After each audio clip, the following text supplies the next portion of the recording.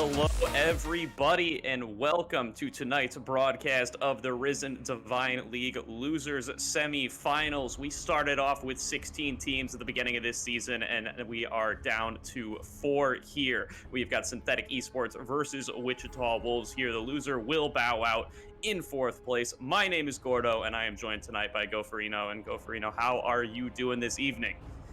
Pretty good. Made sure to take the puppy back here out for a walk before this so she doesn't go start asking for one of those mid-series. Anyways, we're getting a lot of mid laners just taken off the board right away. None of those big damaging assassins bruise. Well, okay, assassins more or less, and then Rumble. Yeah, definitely going to be looking for some of those early power picks to be taken away. It looks like Akali is going to make that Assassin's claim pretty true here, and then an immediate Thresh ban going to come through from Wichita Wolves. That support been nerfed a little bit in this most recent patch, but still very powerful and definitely something they're going to want taken off the list. Just such an. Oh wait, I gotta sneeze, but it's okay.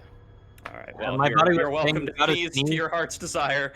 But It's both been of a these guys, both of these teams are really so focused around these 80 carries. They've had some great performances over the last couple of weeks of playoffs. So denying that Thresh is going to mean that some of those more dangerous hyper carries like the Jinx, like the Aphelios, are going to be a little bit more difficult to pick, or at least more risky, as they do not have that Dark Passage to get on out of there. Yeah, that and especially with the Morgana taken off the board too, which is another great pick for these hyper carries. I mean, obviously it isn't the same as having the Lantern to just give them that free flash, that free get out of jail free card, but you do still have the Black Shield, which is another great get out of jail free card. Of course, won't be seeing that this time around, as Galio going to be the last ban here. That does leave open quite a few powerful picks here for the B1, most notably the junglers and Hecarim and Udyr. Both of those are available. Seraphine's also on the table if the side of Synthetic Esports do want to grab that, and it is going to be the Seraphine here. Yeah, that Moonstone Renewer been really nerfed in this most recent patch. Very, very reduced healing on that versus where it's been in the past. Also, that bug fix for Seraphine, meaning that she isn't going to be consistently cheating procs off of her passive, but still, the Encore Ultimate, a super powerful CC tool, really long range, really large AoE, going to be very useful coming into these team fights with the Wichita Wolves. Power pick of their own here. It's going to be the Hecarim that gets locked on in. This has been a tier 1 jungle all season long, and it's not showing any signs of stopping here.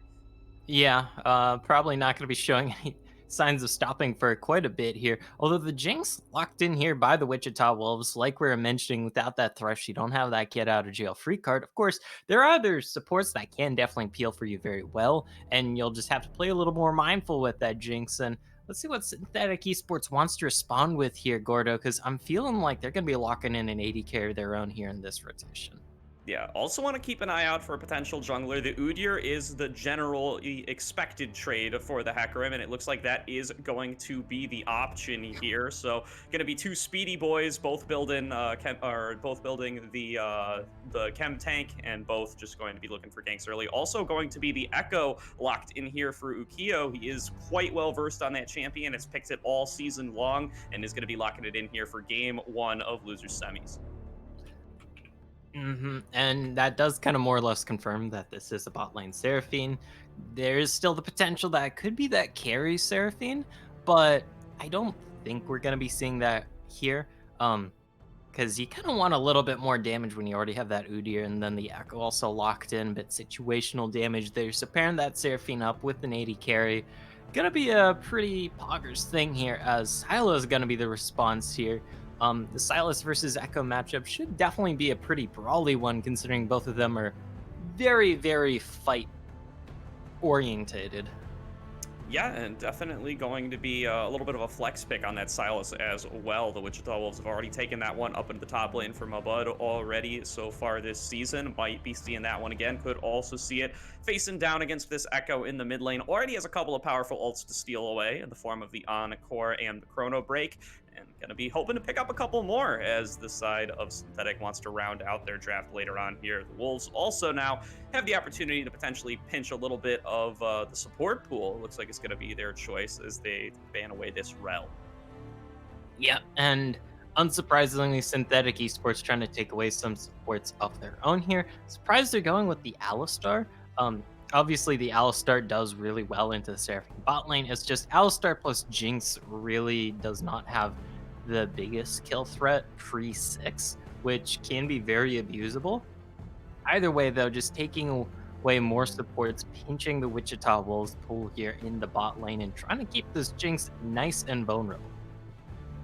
For sure here, and the Shen going to join them here, knowing that it's going to really probably be top lane and support for both of these teams, so they're going to want to make sure that they can reduce the options and have their pocket picks ready. Alistair and Leona going to be both support bans coming through for Synthetic, and now the Wichita Wolves likely want to pick what they want to duo with their Seraphine here, or could potentially be a top lane or mid lane a pick, depending on where they want to take this Silas. The Zillion could really be mid or support. Can't be 100% certain here, but I'm leaning a little bit towards mid lane. And the Zillion does make a lot of sense here against the picks we already see. Echo, obviously, that assassin wants to burst out someone. Well, you just chrono shift someone and they kind of come back to life. You can't kill in the Zillion and you can't kill in the rest of the team as long as they got that on them. But not to mention also that 99% slow on his E, really, really detrimental to Udyr, who has to just kind of run at you. And with this Ezreal lock-in, it's kind of more or less confirming that this is a support Seraphine. Very, very self-sufficient bot lane here that Synthetic Esports has picked up with its relative safety. Yeah, but also pretty low kill pressure, so the Jinx gonna be feeling pretty happy here. And you mentioned all the things that Zillion can do to the opposing team, but also that speed up on the E coming through onto this Hecarim, gonna give him tons of AD as he starts going in for some of these engages. Really going to appreciate that duo there. Zillion, as you said, a really clever pick coming through here, going to certainly be helpful towards the Wolves as they're looking to get some of these engages going with their Hecarim. The Ornn going to be that final lock-in, the blind top laner for the side of Synthetic, although actually probably not blind, as they might be up against this Silas here. Also going to be another fantastic ultimate for the Silas to steal, although this is a Darius hover. It could be the Silas mid lane all along, and it might be Darius facing up against Ornn in that top lane. And Darius should crush this Ornn for the most part. There is one small window where the Ornn is able to keep up in trades with Darius, specifically in the early game when Ornn has those high base damages. Darius hasn't backed for those key items yet. Um, that's where we can see something happen. And if this Udyr here for Synthetic Esports wants to kind of camp top lane, Drippy Buns could certainly do that because a Darius that you put behind the laning phase is kind of a Darius that won't be able to translate into much threat later on. Um, that is something we'll have to see once we get into game, though, Gordo. Yeah, absolutely is going to be here. That Darius, fresh off some jungle buffs, probably aren't going to matter too much in the top lane, but that Stride Breaker this year, the addition of that item has done so much for these Juggernaut champions like Darius. He now has access to a dash in his kit, something that he has been denied for so long as it was just considered too powerful. And now that he does have that, he really represents a whole other engage threat on his own here to go along with the Hecarim. The Stride Breaker plus E combo gives you a pretty nice effective engage range, especially with that Zillion speed up backing you up. And he's going to be looking to maybe catch some members of Synthetic unawares here. And I'm wondering, you brought up the Zillion here, and that got me thinking here, Gordo. Like, do we potentially see a Shirelia Zillion this game? Because when you look at the comp here, we already talked about Hecarim. Darius appreciates those move speed buffs, and then of course the Jinx will love having that extra move speed to try and dip and dive to dodge these skill shots that will be coming her way, and that could be setting up for a very nasty thing. Of course, on the other side, Synthetic Esports, they're definitely no slouches in the fights either. Yeah, I think that could absolutely be a possibility here. I think Shirelia's is a lot better this patch. For anybody who doesn't know, it now has the effect that Staff of Flowing Water used to have, where you now give additional movement speed when you're buffing your allies. And Zillion's old item is in the support position was the Moonstone Renewer. And now that that one's been nerfed away, now that it takes so much longer to stack up and is so much less efficient, even when you do stack it up, I can definitely see the option of wanting to go for the Shirelia's. Additionally, the Moonstone Renewer doesn't give you that mythic pick passive cooldown reduction anymore. And Zillion really Yeah. values that cooldown reduction as he's a champion, with only three really big abilities. And as long as he can keep those cooldowns low, he just wants to keep dumping out those moves. We also do have the Chrono Shift on one side against the Chrono Break on the other side. Going to be a great time keeping those abilities straight once we get into the team fights. Yep, and I just peeked U.GG and it looks like, yep, Shurelia's is now core on Zillion, so hey, we're probably going to be seeing it this game. That is going to be very annoying to deal with if the side of Synthetic Esports aren't able to take down the member they want to focus their attention on, because you do have Echo, you do have Udyr, you do have Ornn, all three of them fairly single targeted. Little bit of AoE thrown in here and there, but when they commit to a target, they usually have to commit everything more or less to said target. And Zillion is great at denying you when you're just trying to pour all the eggs into kill X person basket, because he literally just counters that.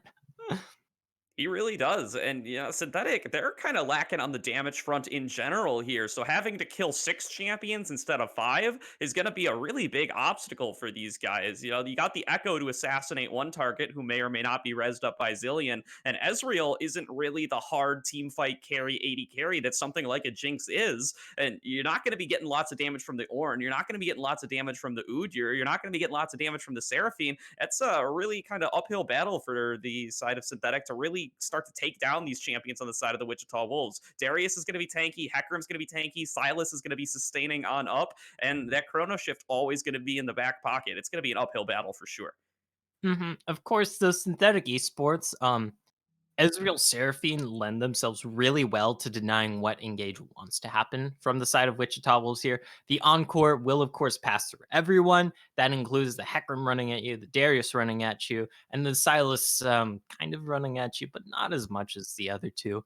And that can really shut them down. We all know how slippery Ezreal is, just thanks to that Arcane Shift, thanks to the Mystic Shock, being able to just lower that cooldown even more, and just how much haste he stacks. It can be really hard to get on top of this Ezreal, and Ezreal can pack quite a punch. Once he gets into the swing, really needs about 3.5-ish items, I believe it is, until he starts really threatening those tanks.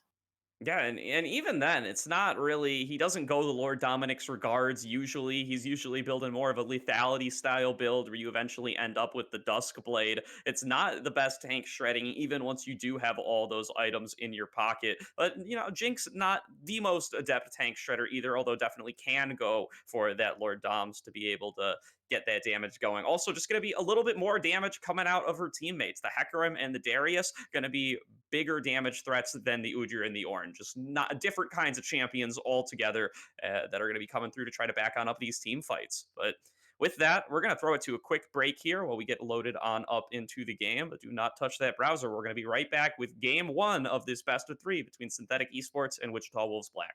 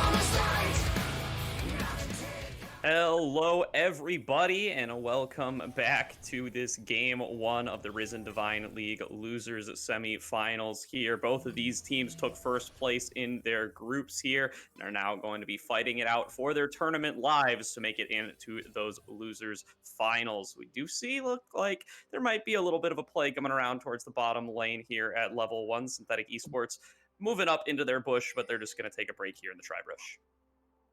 Just a little bit of a counter strat of sorts, although Blimps in the mid lane. Almost walking into turret shot range there. Would have been a little Papega if they decided to take a turret auto level 1. Doesn't happen though. Get a little bit of deep ward action, a little bit of defensive warding action actually from Wichita Wolves here.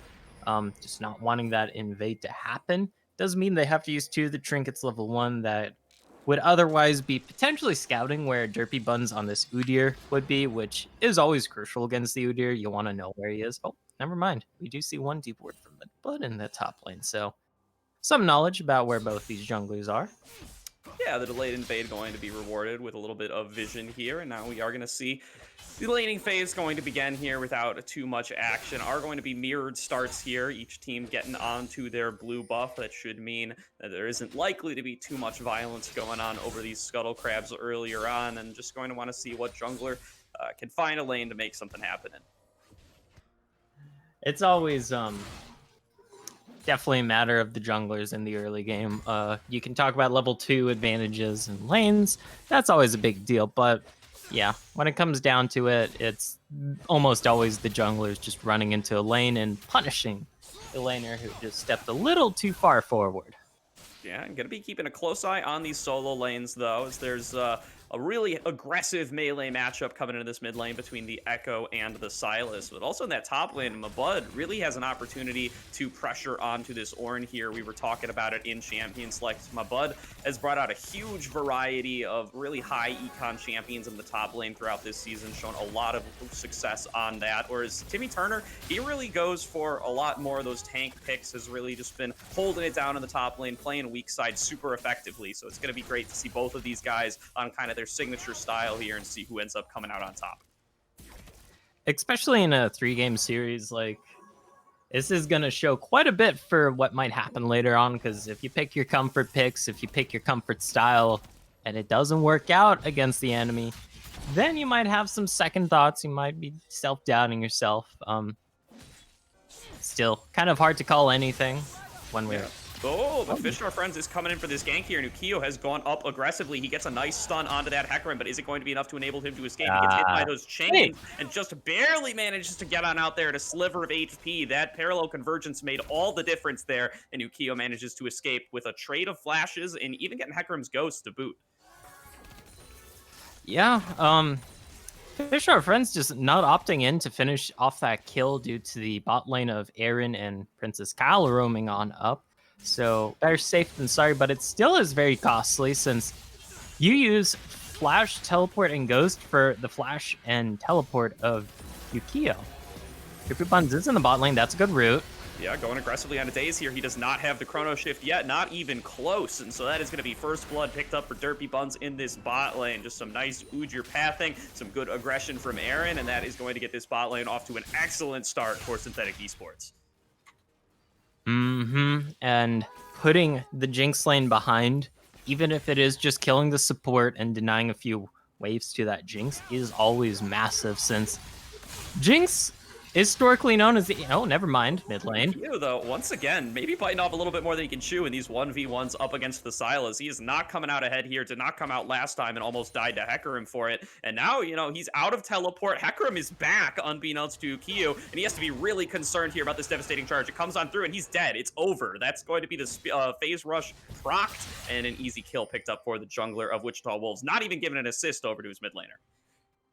Sadly, Blimp's not getting in on that assist. Would have been very well appreciated for the Sylas, but either way, it is still an advantage at the end of the day due to that teleport for this Echo not being available. Gonna have to do the walk of shame back to lane, gonna have to miss some waves, but Blimps, you're in danger here, buddy. Yeah, Derpy Bun's coming on through, being a little bit aggressive, knows that he has the backup of the Seraphine, but Fish Our Friends has been hanging around that mid lane as well. It's a party in here as there are 3 members of each team chilling over here, but nobody really going to be going aggressively. The numbers are matched, and that means nobody really wants to take a fight that they aren't sure of. Especially since on the side of Wichita Wolves, Blimps was literally out of mana. Maybe had enough for the Upsond and a Duct. Let me check. No, did not. Okay, I could have swore Upsond Abduct was like 30 or 40 mana, but turns out it's 65 mana. Yeah, maybe Gas like 3 or 4 Siluses ago. That champion's been changed so many times here now. But look back at that top lane. We were talking about this earlier, how it was going to be a tough matchup for the Ornn, and oh boy is it, as he's down 20 CS already up against Mabud in the top lane. This Darius starting to get ahead here, but he's going to have to show a little bit more than a 20 CS lead in the long run to really secure this win, as Ornn is just going to be scaling up so powerfully. But it's a good start. Let's hope he can keep it up for his own sake. Yeah, this is kind of expected here. Obviously, the Ornn can go tit for tat. Never mind, level 6 diff. Yeah, gotta watch out for this Silas here. And Dive it's going to be a in the bot teleport into lane. the bot lane coming through from this Ornn. They're going for a 4-man dive up against Daze and Grim here. They have no chance here. Derpy Bun's going to go right in on the Daze, finish him off right away. Timmy Turner just going to tank up the turret for as long as is necessary. And a double kill picked up for the Udyr in the bottom lane. Synthetic doing excellently here. Ukiyu and the Blimps going to trade those 2 chrono shifts there, or chrono breaks rather. I'm going to be mixing that up all game long. But it is a nice dive in the bottom lane for the side of Synthetic. They get themselves even farther ahead. And that is a very massive dub in the bot lane. This is one thing that the Ornn can do that the Darius cannot, is that with that teleport, you're able to just go for those big old dives in the bot lane. Sure, you're not able to win that head-on matchup in the top lane, especially with just how far behind you are in that CS, but if you're able to get your bot lane further ahead, if you're able to get the snowball going on the bot side of the map and the objective game here, that can be quite big for Synthetic Esports and very well appreciated, and kind of nullify this Darius in a sense, because even though this Darius right now with this massive 64 CS at 7.5 minutes hasn't had as much impact as that Ornn, technically speaking, across the map. Yeah, you were talking about things that they can't do, or that other champions can do pre-6 that Zilean and Jinx cannot. One of them is certainly going to be lane at all, as Zilean is still not level 6, still doesn't have the most powerful aspect of his kit, and he's just being punished for it here. They are now 0-3 as a duo in this bottom lane, have consistently been punished by Udyr, and have been set pretty far behind here. This is exactly how you want to punish a pick like the Zilean, and Synthetic have done it excellently. Although level 5 right now, so the 6 will be coming in for a Grim in days pretty soon here. Especially Alright, there's that sneeze I had in Champ Select that didn't come out. But especially with Zilean being able to use that time in a bottle passive just to give you free levels. Never mind that, a lot of trading in the mid lane and a lot of posturing here, both junglers here and a support. I don't think too much will come of this though, Gordo. No, it doesn't look like it's going to result in any action here. Ukiyu, though, once again, stepping up really aggressively here. He's going to have to use the chrono break, and that might be an opportunity to turn around onto Blimps here, but he does have that stolen away encore to keep the fight going on, and now an engage onto the Echo, going to result in a kill on him. Derpy Buns, though, so fed on this. Udyr picks up the 4th kill of the game for himself, and now he's going to chase down onto Daze and make sure he can get another one. He is so far ahead in this game, has 100% KP and has 100% kills as he's taking these all for himself, trying to chase down onto Fish Our Friends. He could definitely take him in the 1v1 at this point, but it looks like the Hecarim is just going to run away. He's a fast horse, should be able to escape from the Hecarim. Or from the Udyr, rather. Yeah, it goes both ways. There's the Ornhorn coming out. We do have a roam coming in the top side, but it looks like that misses as we pan to the bot lane. Blimps is here. Oh, but he misses the abduct coming through onto Aaron, and that might mean that this Ezreal gets to escape. He Essence shifts away. He matches it with the flash to make some extra distance up, and that means he is going to get on out of there. Big mistake coming through from Blimps there. Not being able to land that abduct means that his opponent is going to escape. And that is rather unfortunate because this is like one of the most important things when it comes to ganking or just teleport flanking, is that if you have a gap closer like this Silas in the Upsond Abduct, you use that after your enemy has committed their flash/mobility That way, A, it's easier to land, but B, you can punish them so much harder. Of course, still a bit of an advantage picked up there in that bot side, as once again, heavy trading in mid lane. We do have Daze here, still not level 6 though on the Zillion, which is kind of a big deal. Yeah, I think he's just afraid to go bottom at this point as he's just been dove so many times. So you can't really blame him here as Derpy Buns is just more ahead than ever. He's tankier than he was before, and he's not going to be afraid to keep these dives coming. So just going to try to funnel some XP and some gold into Grim. Daze is finally now ticked over to level 6 after sapping a little bit of mid lane XP away from Blimps. And now maybe he's going to join his AD carry and hope to maybe have a better chance up against some of these Udyr dives. And now with the Chrono Shift, that obviously makes dives a billion times harder, since you might have to potentially go through 3 health bars. Um, Still, it is something you can play around, and maybe we won't be seeing that necessarily. There are other lanes where the Zillion does not happen to be in that you can still dive. Yeah, and something that's going to become a bit of an issue coming up here is how huge this Udyr is. Derpy Buns has picked up every kill so far for his team. He's already on to his mythic item, that Turbo Chem Tank. He's already got boots too, and he's just going to be racing on towards the next item as well. He's going to really quickly approaching unkillable status, and that's going to become a big issue for these early dragons that Fish Our Friends really wishes he could claim with himself with some of these winning counter lanes that they've drafted for themselves, but this doesn't look like it's going to be in the cards. Derpy Bun's now going aggressively in the bottom lane again. He's getting right onto Daze, and that's going to be the Chrono Shift used very early to keep the Zillion alive and prevent that kill from coming on through. Not going to even get sent into the res there. Just going to have to flash away and hide out under his own turret with his team. Does cost Daze the flash though, and since this is a rank 1 Chrono Shift, especially before a lot of items, it still has a relatively longish cooldown. I'm hovering over the tooltip right now. 97.6 seconds, about a minute and a half. That is kind of a big deal. Not like later in the game where it is down to like, what, 40-second cooldown? But Daze, just die. Yeah, Aaron's over the wall here. He goes in to pick up onto Daze, does manage to do it with that last auto attack proc in the W. Fish Our Friends now at low HP as well. He's just going to barely get himself out of range of that next arcane shot, but now what can Ezreal pick up? Your Blimps is here to try to turn it around, but Derpy Bun's so big on this Udyr, just is forcing the fight under the turret. Here comes the call of the Forge God to try to keep the dive going on. They aren't able to pick up on anybody quite yet, but Aaron once again gets a nice snipe onto Blimps, and now Grim forced out from under his turret, running the wrong direction on the map. He's got no chance of surviving here. Derpy Bun's going to look to pick up yet another one. He donates to Ezreal if he could, but he'll just claim another one for himself up here. Mabud claiming so many turret plates in the top lane, but those are just going to get matched in the bottom lane, and it's a huge win for Synthetic yet again in the bottom lane. Yep, just being able to coordinate that dive. You have the Ornhorn to make it secure. Day is just overextending there, as Fish Our Friend's going to be able to pick up the kill, thankfully, before that chrono break comes out, because had Yukio been able to press that ultimate button, that would have been quite a big deal and potentially turn that kill around. Either way, though, as it stands, it is a very definitive lead for Synthetic Esports. Even though the gold lead might not look massive, it's relatively massive for this point in the game. They have the objective lead thanks to those 2 dragons. They've been able to pick up quite a few plates across the map here, Gordo. And this can be an issue to deal with.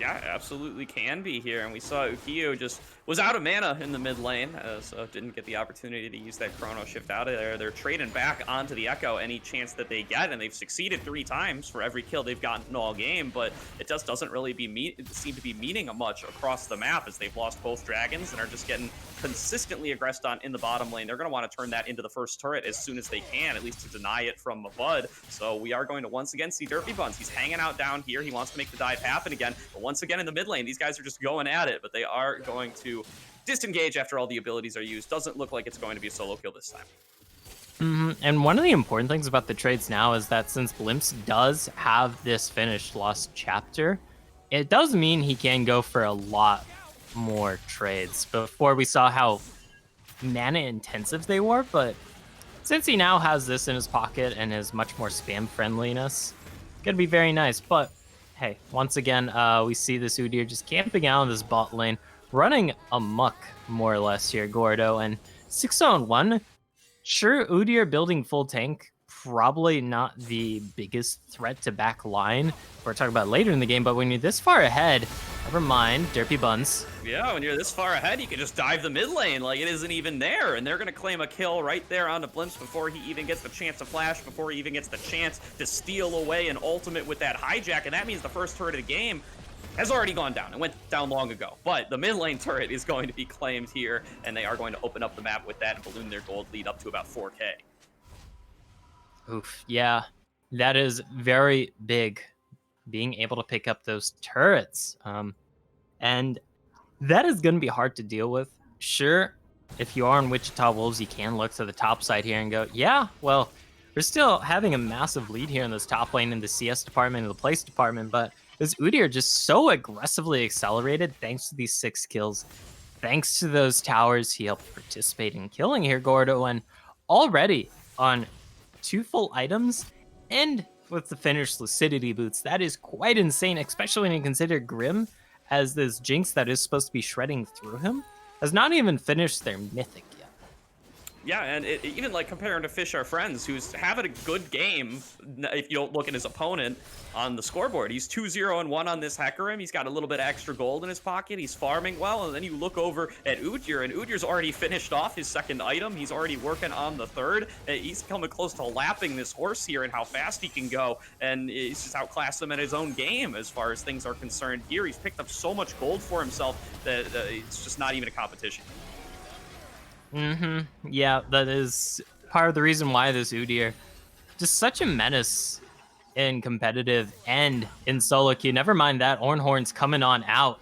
Yeah, Blimps and Timmy Turner are going to look to finish each other off here. Neither one going to be able to do it. Timmy flashes on in to try to make it happen, but isn't able to land quite enough damage, doesn't get enough out of that Bellows breath. And so they are looking like they might just back away from each other here. Both very low on HP, both at almost sub 100, but neither one going to be able to finish it off. Now, Aaron getting engaged on in the mid lane, but he is just going to be able to essence shift on out of there. So difficult to get on to this slippery Ezreal, and Fish Are Friends not going to be able to do it.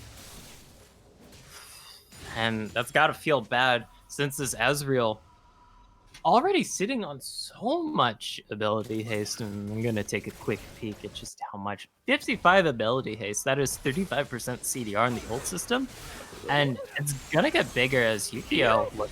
Yeah, he's getting engaged on by Mabud here. The passive is going to be proc. That means he's going to be able to get it right onto Derpy Buns, but he does have to worry about this. The Udyr still very ahead, has a lot of armor coming on through from the second item he's been able to pick up, but Mabud going to go in for the execute there off of the Noxian Guillotine. Isn't quite able to get it. Damage is burning on down, but he does have Seraphine for backup, who has also finished off that Shirelia's Reverie, by the way. So not going to be extra healing coming through for the Moonstone this game. But it looks like he might get spotted out here. He's going to have his recall interrupted by the Stride Breaker, and Mabud going to claim his first kill of the game, hunting down that Ezreal, or that Echo, rather. Keep in mind, that was also a 1 versus 1.5 there, since Mabud initially taking down Yukio so low.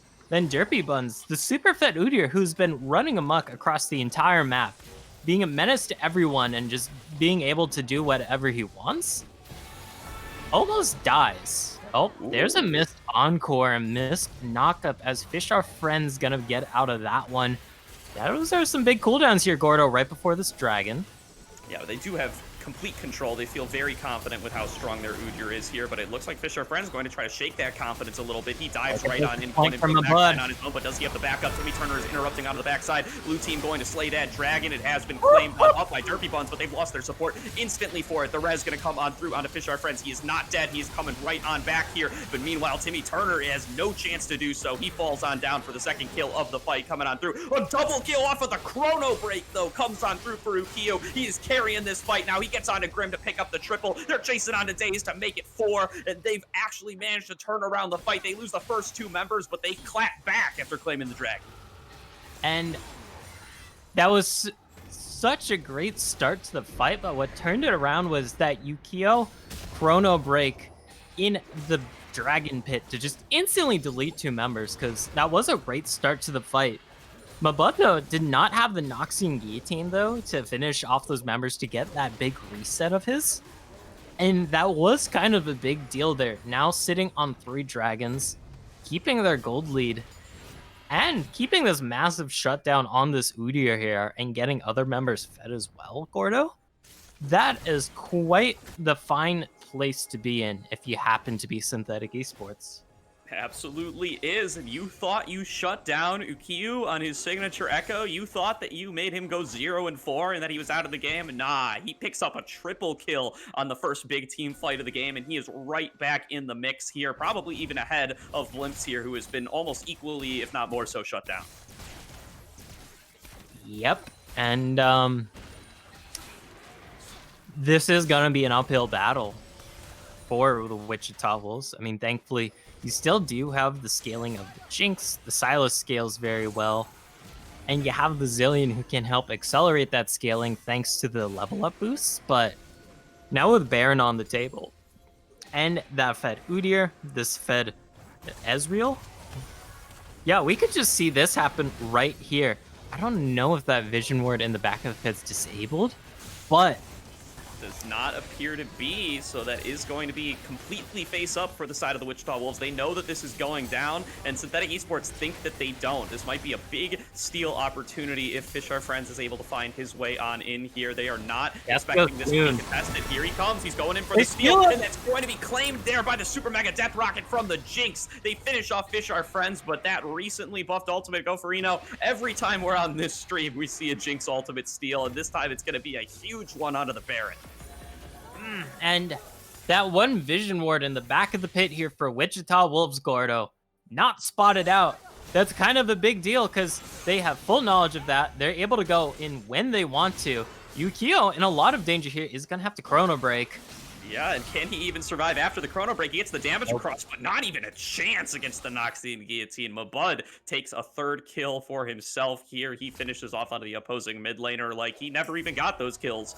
And now it is going to be little bit of peace coming across the map here. It is a Baron buff up for the side of the Wichita Wolves. Resets coming on across the map, and this is a bad thing to happen if you are Synthetic Esports. Is they were really trying to accelerate the game here. They know that it's going to get a little bit difficult for them as they start to enter into the late game and start to kind of feel the lack of damage here, and they tried to push it right on in, tried to make sure that they could get the Baron right at 20 minutes, and it ends up biting them here as Grim manages to steal it away.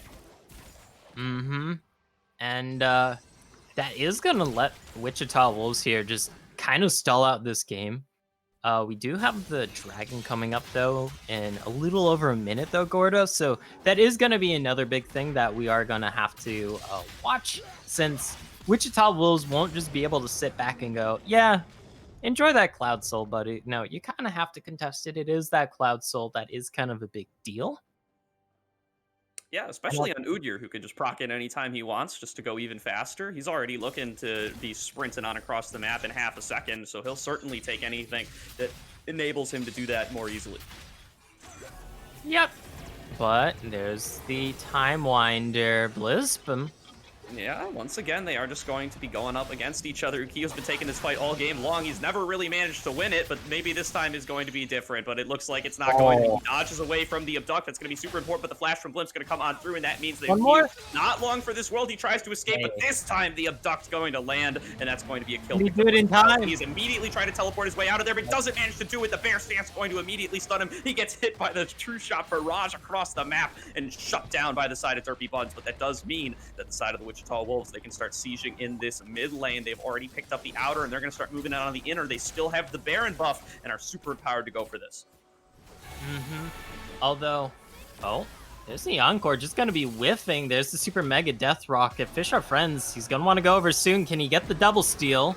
Yeah, the Super Mega Death Rocket not going to be in the cards this time. It was successfully blocked away from him. And he steals the Dragon again. Double back-to-back steals for the Wichita Wolves to keep themselves in this game here. And now, what can Mabud do in this fight? He has been so powerful on this Darius. He gets CC'd up right away, though. And Derpy Buns is trying to chase onto him. Ukiyu has respawned, teleported back, and is going on into the back line. He backs on away here for just a second. Grim going to almost go down, but he gets revived by the Chrono Shift just in time. But now he's left all alone in the middle of 5 members of Synthetic. They're going to finish him off, and it looks like that might actually end up being the only kill of this fight, Goferino. Such a bloody fight, but Wichita Wolves do come out ahead, relatively speaking, because you're trading your 0-3 ADC for 2 mid lane turrets And stealing that dragon, never mind. More fighting is just happening left and right here. Yeah, they are not slowing down. They're trying to go in on Mabud here, but they got to be careful as he has a There's lot a of damage reset. available. They're going to finish off on a Princess Kyle really easily with that Noxie Gideon, and now he's looking to turn it on to Aaron. He gets on in there, he flashes forward, but he doesn't manage to pick up the kill. Now they're looking for Blimps here. Blimps is really deep in here. He's looking to get this shutdown onto Derpy Buns. He's 9-0-7. That would be so much gold in his pocket, but the backup of Timmy, the backup of Aaron is enough to dissuade them, and this Udyr is going to return onto farming. And meanwhile, this whole time, Ukiyo, he's been splitting in the bot lane. He's going to claim this bot lane inner turret. A nice trade once again for the side of Synthetic. They are not out of this, even though they lose a couple of major buffs. Whew. And you lose your bot lane turret for that, and you didn't even win that fight. So Wichita Wolves maybe letting their recent successes get to their head a bit here, Gordo, because it isn't like all those wins really put them ahead. It just more or less put them at an even footing with the side of Synthetic Esports. And now things are going to calm down a little bit. We have Baron up once again, just a little over a minute here. And will history repeat itself, Gordo, or will we see a bit more of a 5 versus 5 fight come out? It's going to remain to be seen here. But yeah, both of these teams have been so dominant the whole season on through. They might be used to being able to, you know, get out ahead with these advantages from the regular season. Both of these guys, I believe, going 6-0 in their regular groups. Both of them topping them. All four of our top 4 teams topping their individual groups in the regular season. But now that they're facing off against each other, it's going to represent a lot more of a challenge. And we're seeing in this game, nobody's willing to give up anything easily. Your tournament run is on the line this series. Like we said, whoever loses this series is just out of the tournament for good. Don't get me wrong, you are still guaranteed top 4, and that is still a very nice placement, but when you come this close to a potential championship, Gordo, it stings all the more if you do drop this sort of series. Yeah, the path is right out ahead of you. You win this series, you go up against 8-Bit. You beat 8-Bit, you go up against Miami, Ohio in the finals, and that's it. When it's this close, it can be super nerve-wracking, and you really don't want to give an opportunity like this up and bow out in 4th place. Of course, this game, not going to decide that one way or the other. We got a whole best of 3 between these two teams going on tonight, but it does look like Synthetic, they've got a little bit of control here. They've lost some of the gold lead that they had accrued so far as we're starting to get on into the later game, but they still do appear to be in control over the map. They've got more turrets to their name. They've got more dragons. They want to be able to keep that pace going. Whew. And we'll see another chance at a Cloud Stall here in minute 15-ish. I think Baron might be a bigger prior, though, especially right now in this moment, as Blimps is looking for this once again. Yeah, these guys have been going at it every time they see each other, too. Maybe it's just Blimps here. Something about him makes that the other team solo laners want to go up against him here. It is going to be the call to Forge. Going to land the knockup. He's going to follow that one up with another one, looking for the solo kill. But meanwhile, it looks like Fish Our Friends going aggressively into the top lane onto Ukiyo. But Derpy Buns, look at how fast he is when he activates that item. He just cannot be escaped from. He's chasing him down here. No knockups coming on through Timmy Turner. Timmy Turner can't even get involved as they're moving so quickly. But Derpy Buns is going to be able to finish it on off and get that kill. But across the map, the Baron is being started up. They know that Derpy Buns is on bottom side, so they don't have access to the smite. The rest of Synthetic are going to have to get over to this Baron and make it stop, and they're going to have to do it right now as it's already falling down to 30k HP. Encore! They're going to get the taunt onto Fish Our Friends. He's going to get the Ezreal. He essence shifts in and steals it on away with an auto attack. Are you kidding me? Now it's up to Mabud to try to get all of the resets he possibly can. He needs to get through with Noxie guillotines to be able to win on this fight, but he isn't able to do so. Another triple kill ends up going over to Ukiyo, and it is an ace for only Aaron's life. Claim for Synthetic Esports, but Aaron, he is so willing to trade it for stealing away that Baron, and now it is going to be the base being lost for Wichita Wolves. Yeah, Fish Our Friends had to smite the Baron to stay alive from that Seraphine Encore. This means they're gonna lose an inhibitor here? No. Maybe? I don't know. They're gonna lose an inhibitor at the very least. There's the Encore coming out, though, from Blimps. He can't get this kill. Yeah, he wants to finish off on a Princess Kyle, but he's got to watch out for all this CC coming through from Timmy Turner. He's trying to kite him on out. He might even try to trade it on back. The stasis, nicely played by Princess Kyle there. He might end up giving up this kill for nothing as Timmy Turner finally gets him with the last bonk from the hammer. And Stopwatch is a hell of a drug here, Gordo. Just giving you that second chance at life. Sure, it's one-time usage, but one time is all you need if you happen to be Princess Kyle. Whew. Yeah, that's some great stopwatch value if you're a support for sure here. But gotta look it out here. The Ornn upgrades are coming on across, giving a little bit more scaling to the side of Synthetic. He's already gotten that turbocharged Hexperiment onto the side of his Udyr. He's also upgraded the upgraded Arrow Pack, the Leandri's Lament for the Ezreal coming through to deal a little bit of extra magic damage and give him maybe a little bit of that tank busting that we suggested Synthetic Esports might be lacking. And with the glaive item, armor pen, I forget the exact name of it, but the inhibitor's under siege. Derpy Bun still hasn't died yet this game and eats that full force onslaught from several members and comes out looking very fine and dandy. This Udyr just so amazingly tanky with this full 5-item build going on 6 soon.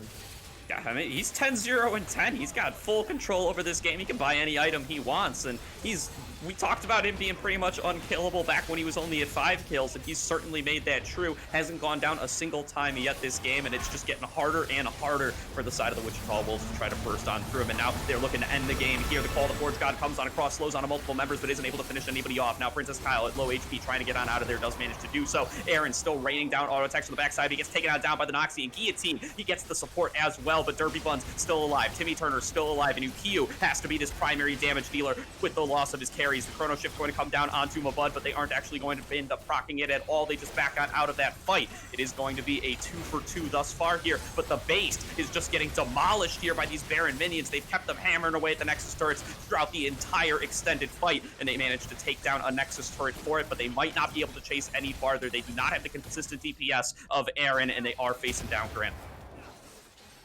Yep, and good lord. I'm hovering over Derpy Buns just to quickly check the move speed of this Udyr, and it's just constantly fluctuating between 550 and nearly 800. That's why this Udyr is considered so strong. You're able to just kind of run around the map at Mach 5, and this game should be all but over here. Synthetic Esports just need to look to end it out efficiently and by the book here, Gordo. Yeah, and they're getting really close to being able to do it. They've taken down one Nexus turret. They've got 2 inhibitors open. They might just want to wait around 2 more minutes to get that last Baron, but they're looking like they're going to be able to close this one out. They've got the Cloud Soul, rather, giving them all these movement speed boosts, and they're still managing to win out these team fights as we're getting into the later games, and they've bursted that gold lead right back up here. They're up about 8K now, and they're in full control over this game. And like, just let the supers and the side lanes push in for you. Thankfully for the side of Wichita Wolves, Blim's able to get that bot wave pushed out all the way down to about River. It will come back eventually, but hey, that buys you a little bit of time. That mid wave crashing on in, this top wave just coming in hot with all 5 members here of Synthetic Esports to drive it on home. Thankfully for Wichita Wolves, though, this Jinx able to shred through waves. Yeah, and at level 16 here, Timmy Turner's completed his last upgrade. It is going to be the Shrelia's Requiem, as now Mabud going aggressively onto Ukiyo. We've seen these solo laners fighting each other all game long, but he freezes him right out of the Noxie and Guillotine, but right after it's done, he comes on down and he finishes off that shutdown. Cannot take a 1v1 up against this powerful Darius, and now it is going to be a 5 versus 4 on the map for the Wichita Wolves. They're going to have a little bit of a break here. Yep. Gonna be a little bit of a break, but we still have less than a minute until that Baron pops up here, Gordo. And these 2 inhibitors in the mid and bot lane, the most inconvenient ones to defend if you're trying to contest that Baron, are going to still be down. You're still going to be having to deal with those big old super minions trying to charge on in. Blooms does have the Encore, can look for a flank here. Aaron gotta be caught. He gets it following the arcane shift, and that means that Aaron is left all alone here across the map. The Super Mega Death Rocket comes on through to deal extra damage, and they finish off onto the opposing AD carry. That's the second one of Synthetic Esports' carries picked within the last minute, and that extends this 4v5 gameplay even longer, as it's 3v5 for the time being, waiting up for Ukiyo to respawn. He now is back on up, but Wichita Wolves, with the kill of an Aaron, are going to maintain control over this map. But can they convert it into something here? Because you still have those 2 down inhibs. You still have to defend the base. This Jinx, though, is on 3.5 items. Can put in quite a bit of work onto this Baron. Teleport's going to be coming out from both the solo laners. They're just looking to end this, Gordo. Yeah, Derpy Buns is here. Ukiyo is here. It was the double TP. We've seen it happen before in pro play, and now it's coming on through for the Risen Divine League. The Baron is going to end up going down to the side of the Wichita Wolves, but can they get back in time to protect their own base? Mabud is going aggressively here, trying to stop the recalls from being interrupted, but one Nexus turret already falls. They're back with the Baron minions, but they're too late. Ukiyo going to finish off the Nexus and claim game 1 for Synthetic Esports. And that's always one of the biggest issues to deal with when you have those double inhibs down. Just the fact that any time the enemy team can just try that sort of backdoor while, like, because Wichita Wolves, that was a great pick by them. They're able to get the mid laner and Yukio. They're able to pick up Aaron too, those 2 big carries, like you said, but the double teleports coming in. You already had Derpy Buns on that bot side. Those 3 members just got overwhelmed blimps and able to close out this game in 35.5 minutes here is Synthetic Esports. Yeah, we were worried about the lack of damage on Synthetic Esports coming out of the draft, but Derpy Buns getting such a substantial lead for himself, meaning that he could be the carry for quite a while there. And then Aaron and Ukiyu, they just got enough gold for themselves. They got to keep that lead going, and they were able to extend it all the way on through the game. The adaptation to build the Leandries for Aaron as well to give his team a little bit of extra damage coming through onto these tanky members. Super effective for them in this game, and they were able to just snowball it all the way through. Hardcore MVP going over to Derpy Buns there as he goes 10, 0, and 12 on the Udyr, not giving him anything. Yep, and it felt like it was just somewhat more or less Synthetic Esports in the driver's seat that entire game here, Gordo. And I'm curious how Wichita Wolves are going to respond to that. Is it just going to be banning out that Udyr? Because you do have to worry about giving over the Hecarim instead. And there's a lot more questions to ask going into this game number 2. There certainly are, and we are just going to need to get on into the next draft to find out. We're going to take a quick break here to get in there, but do not go anywhere. We're going to be right back here with Game 2 of the Risen Divine League semifinals.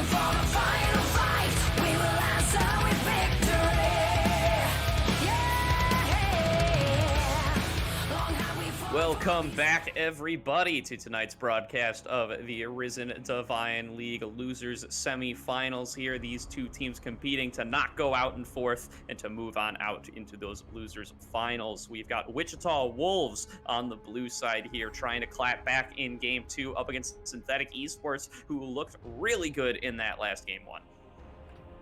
Yep, of course, Wichita Wolves didn't go down without a fight. And there certainly were moments where we were starting to wonder, are they going to be able to come back? But Synthetic Esports able to keep the driver's seat. Dibs very strong throughout that game. And Wichita Wolves, what's your response going to be this time around? You know, the adaptation appears to have presented itself here already, at least the first one, as the Echo is going to be banned away by the Wichita Wolves. They do not want to see UQ on that champion again. The Seraphine ban going to come through for Synthetic. They played that one pretty well in the last game, and now we're going to see a little bit of an inversion here. Wichita Wolves going to claim that Hecarim once again, but this time on the blue side. Udyr once again going to be claimed by Synthetic, and they are going to get that Jinx pick as well, stealing it away from the Wichita Wolves. But what do Wichita Wolves want to respond with here? Because we saw last game, especially early on, just how hard you can abuse that Jinx in the bot lane, just being able to dive her over and over. And this Varus pick is definitely a great way to set that up with these dives. Once you hit level 6 on the Varus, once you have access to that Chains of Corruption, you just throw that out, root the Jinx every time, and you, along with two other of your homies, just absolutely demolished the Jinx right under her own turret. And Gangplank too. Okay, this is not something we typically see in the first round of pick and ban, but here we are, yar har har. Yeah, and I think that's a great look from the Wichita Wolves here, both of these picks. First of all, the Gangplank. Timmy Turner pretty much plays tanks every single game. I looked through all the stats I could find. I found like one Aatrox game from the regular season in there, but all the rest has been tanks. So feels pretty safe to be blind picking that Gangplank up against him here in this series. The Varus as well, a champ that I'm super excited about. He only gets played in one position, but he's pretty much a flex pick all on his own. He's just a Swiss Army knife of a champion. He can go straight normal AD carry with the Kraken Slayer. He can go that kind of poke build and pretend he's an Ezreal and go for the Duskblade, the Muramana, the Essence Reaver build. Or he can even go from Kraken Slayer into something like a Nashor's Tooth and build a hybrid AP build. There's so many options on this Archer guy. Yeah, I hope we see a more crit slash on hit focused build here, Gordo, because I'm be real with you, I think the lethality poke Varus build is like somewhat degenerate and very boring I to won't watch. disagree with that, but it exists, and you got to talk about it. Yeah, sadly. But either way, though, we are going to be just picking up the Malphite here. That's a great pick when you see the Gangplank Varus and Hecarim, since that is a lot of physical threat. And it's forcing Wichita Wolves to really pick some sort of AP mid laner that can do damage to this Malphite, because forget about Varus, Gangplank, and Hecarim doing a lot of damage to this Malphite. Well, yeah, and forget about that armor pen build, that lethality build for the Varus that we were so disappointed to be talking about just a moment ago. Not going to want to take that up against a Malphite. Udyr here is just not the right team comp for it. But there is that big AP carry you requested, Goverino, the Victor, going to be locked on in here for Wichita Wolves to take in the mid lane. And now all that's left is their support. What do they want to pair up with this Varus in the bottom lane? They know they're against Jinx, but they don't know what support they're facing down yet. And with that, they're going to lock on in this Bard. All right. Been a while since I've actually seen a Bard, now that I think about it, in amateur and pro play. Paired with the Varus, I do like it though, because both of them really excel at those short trades. Bard, you want to get off your Ute Dute Chime auto attack to get that easy electrocute. Varus wants to get 2 or 3 stacks of that blight so you can pop it with an ability to do all that percentage health damage, and then after that you just peace on out. You've done your damage, you've done your deed, and that is good pressure to put onto this Jinx. Of course, though, with this Rel now locked in, Rel, Malphite, Orianna, that is a lot of wombo combo here for Synthetic Esports, Gordo. That really is there, and all of that setting up for Jinx to just be raining down rocket time. Synthetic have a great straight team fight comp here, but the Wichita Wolves, they have a lot of options here to try to avoid those straight team fights, go for more skirmishy options. The Bard always going to be throwing out portals, always going to be throwing out Tempered Fate. It's going to be very difficult and slippery to get onto. Varus and Victor both going to be really long range, looking to get some good choke control in there, looking to avoid these fights breaking out in the first place. Gangplank going to be right up there with them. It's going to be really come down, especially around these objective focused fights, for who's able to get there first. That's going to be one of the biggest factors coming into who's able to take advantages here.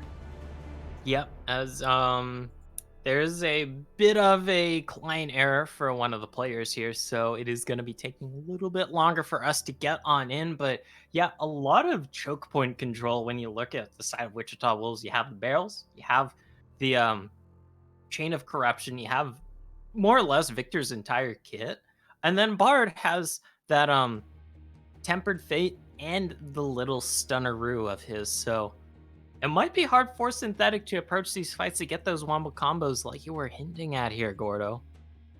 Yeah, it is certainly going to be tough here. And I'm really excited to see what Bard's going to be able to get done in the early game. He really does end up being like a second jungler pretty often there, especially when paired up with something like a Varus, something that can hang on back, just try to farm with abilities and try to make sure that he doesn't get engaged on by the Rel. Well, he's just going to be looking to pair on up with this Hecarim, wander around the map, and make some plays happen.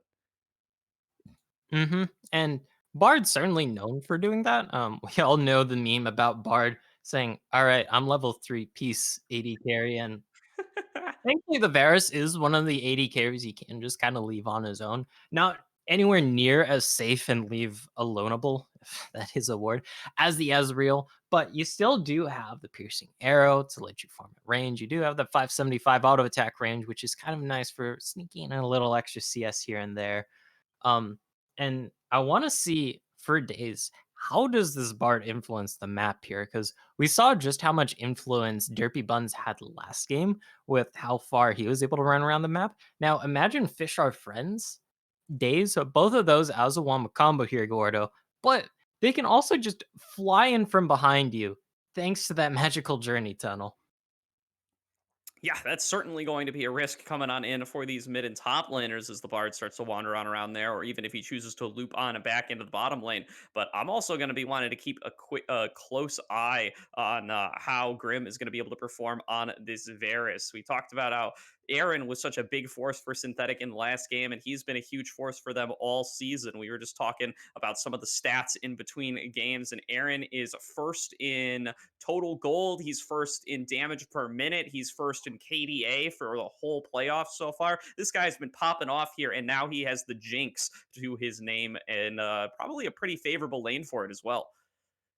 Yeah, actually, because the thing with Jinx is that so Rel, this is something I'll explain more so in game when we have a bit more time to explain. But basically, the Rel is not like the Alistar or like other melee tank supporting gauges where she can just nearly solely 80 carry on her own. Needs a little bit more help from the 80 carry, and you know how Jinx is pre 6. Otherwise, though, definitely provides a lot of safety for the Jinx, which is nice and can provide a lot of anti dive options. But you only really have to worry about that Hecarim potentially diving you, which is great for dissuading any sorts of dives around turrets, but not the best for dissuading just getting hit by a random Bard stun. No, it certainly is not there. Now we're gonna have to see, how are these mid laners even going to interact now, as they were both playing melees last game, and we saw fighting pretty much every time the camera panned over there. These guys were going all in on each other. Now both are on control mages, so curious to see if that kind of behavior continues, or if they're gonna try to just chill out, farm it out, and try to show up to team up fights this time around. And Oh, then Lord. additionally, in the top lane from a Bud, he had a great lead for himself last game on the Darius, was coming really close to carrying a couple of those fights, just couldn't manage to get those last few Noxian guillotines in. This time, he's going to be on this scaling up Gangplank, has a fine matchup up against this Malphite, and want to be looking to see if he can bully Malphite out with those early parleys, or if he's going to be a little bit more on even footing this time. Yeah, because especially in the top lane, I mean, Timmy Turner will be able to be, sorry if this isn't stream friendly, but a royal pain in the ass for Mabud, because Malphite has that insane damage early on. I won't be surprised if Timmy Turner opts in for the Comet plus Scorch build just to really poke out this gangplank early on and then transition into more tank. Of course, though, we all know Gangplank just likes to sit out of range, throw out barrel, and then just show on up with that parlay Q. So if my bud is able to just get a pure farm lane, he'll be very happy here in this top lane. Certainly, we're going to need to get loaded up in the game to see how these are going to go, but do not touch that browser. We're going to be right back here with game two of the Wichita Wolves Black coming up against Synthetic Esports. And this might be our last game of the night. This might be Wichita Wolves' last game of the series if they aren't able to execute here. So definitely don't want to miss it.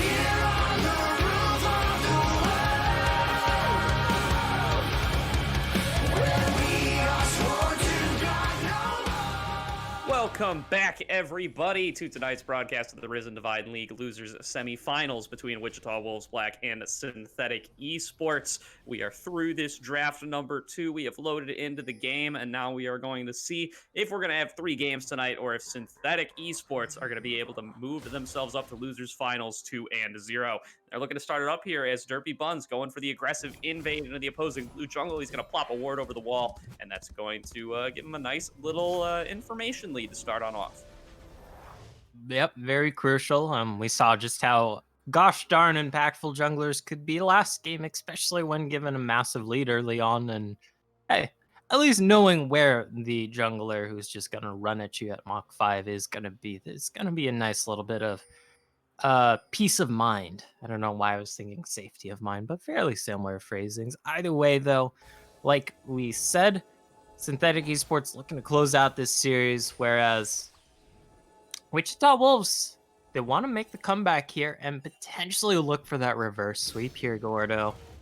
Absolutely, and peace of mind, safety of body is certainly what Aaron's going to be looking for in this bottom lane. It does not want to get ganked early on, wants to get ahead, if anything, on this Jinx and look to carry on through in the late game. He's got a great team comp built around him for these front-to-back team fights. They just have to be able to scale on up and get there. Now, it looks like they're going to start off this fight right away at level 1. They're going aggressively onto Daze here, but Aaron taking a lot of auto attacks back from Grim in trade. They aren't really winning this here. That is going to be the Ignite blown from Daze here to dissuade Aaron even farther, and that is going to be a winning trade in the bot lane at level 1 for the side of the Wichita Wolves. And Bard has such a insanely strong level 1 as a support. Combine that with Grim, who took the hail of arrows level 1 just to deny any extra healing with those grievous wounds. Very clutch, and Daze does not mind at all eating up all the damage, since we can see here already Gordo popping just 2 of those potions. Gonna be healing up on fine. Has those shrines as well, whereas Aaron, I mean, you only have that one potion. You're gonna have to wait another 30 seconds until your first biscuit, but you don't. Oh wait, no. Already got the first biscuit, so having to go through the potion and the biscuit and still only not even half health.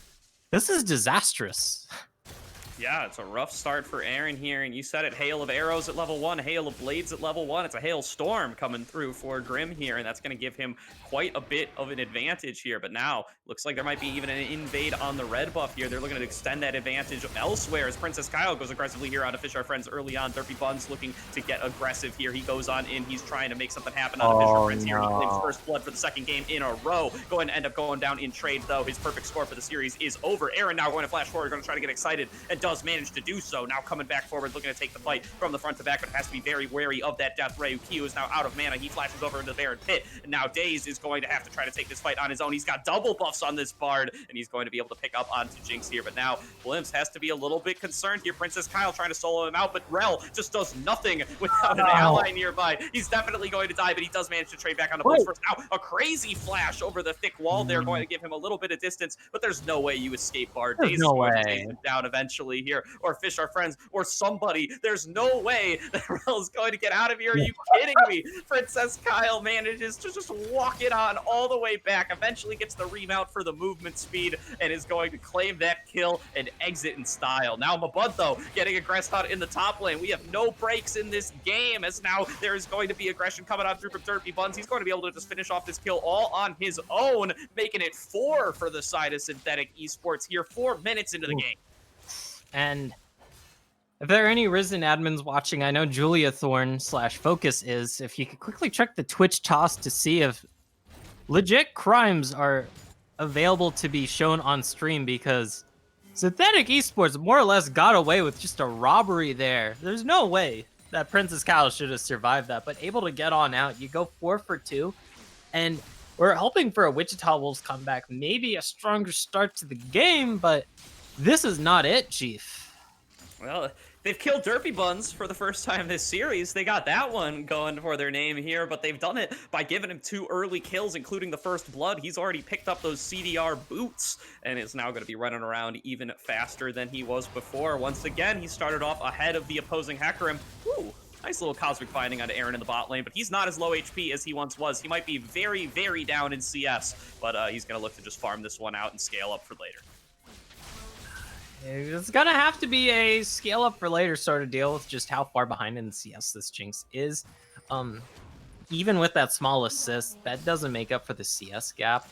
and it is going to feel rough as this Jinx. Because due to Grim taking that Hail of Blades, it is looking to be more of that lethality burst. Oh, never mind that. Oh, I'll eat my words later on, because with the double longsword and dagger, that's saying Noon Quiver, which is saying more on hit Varus. Okay.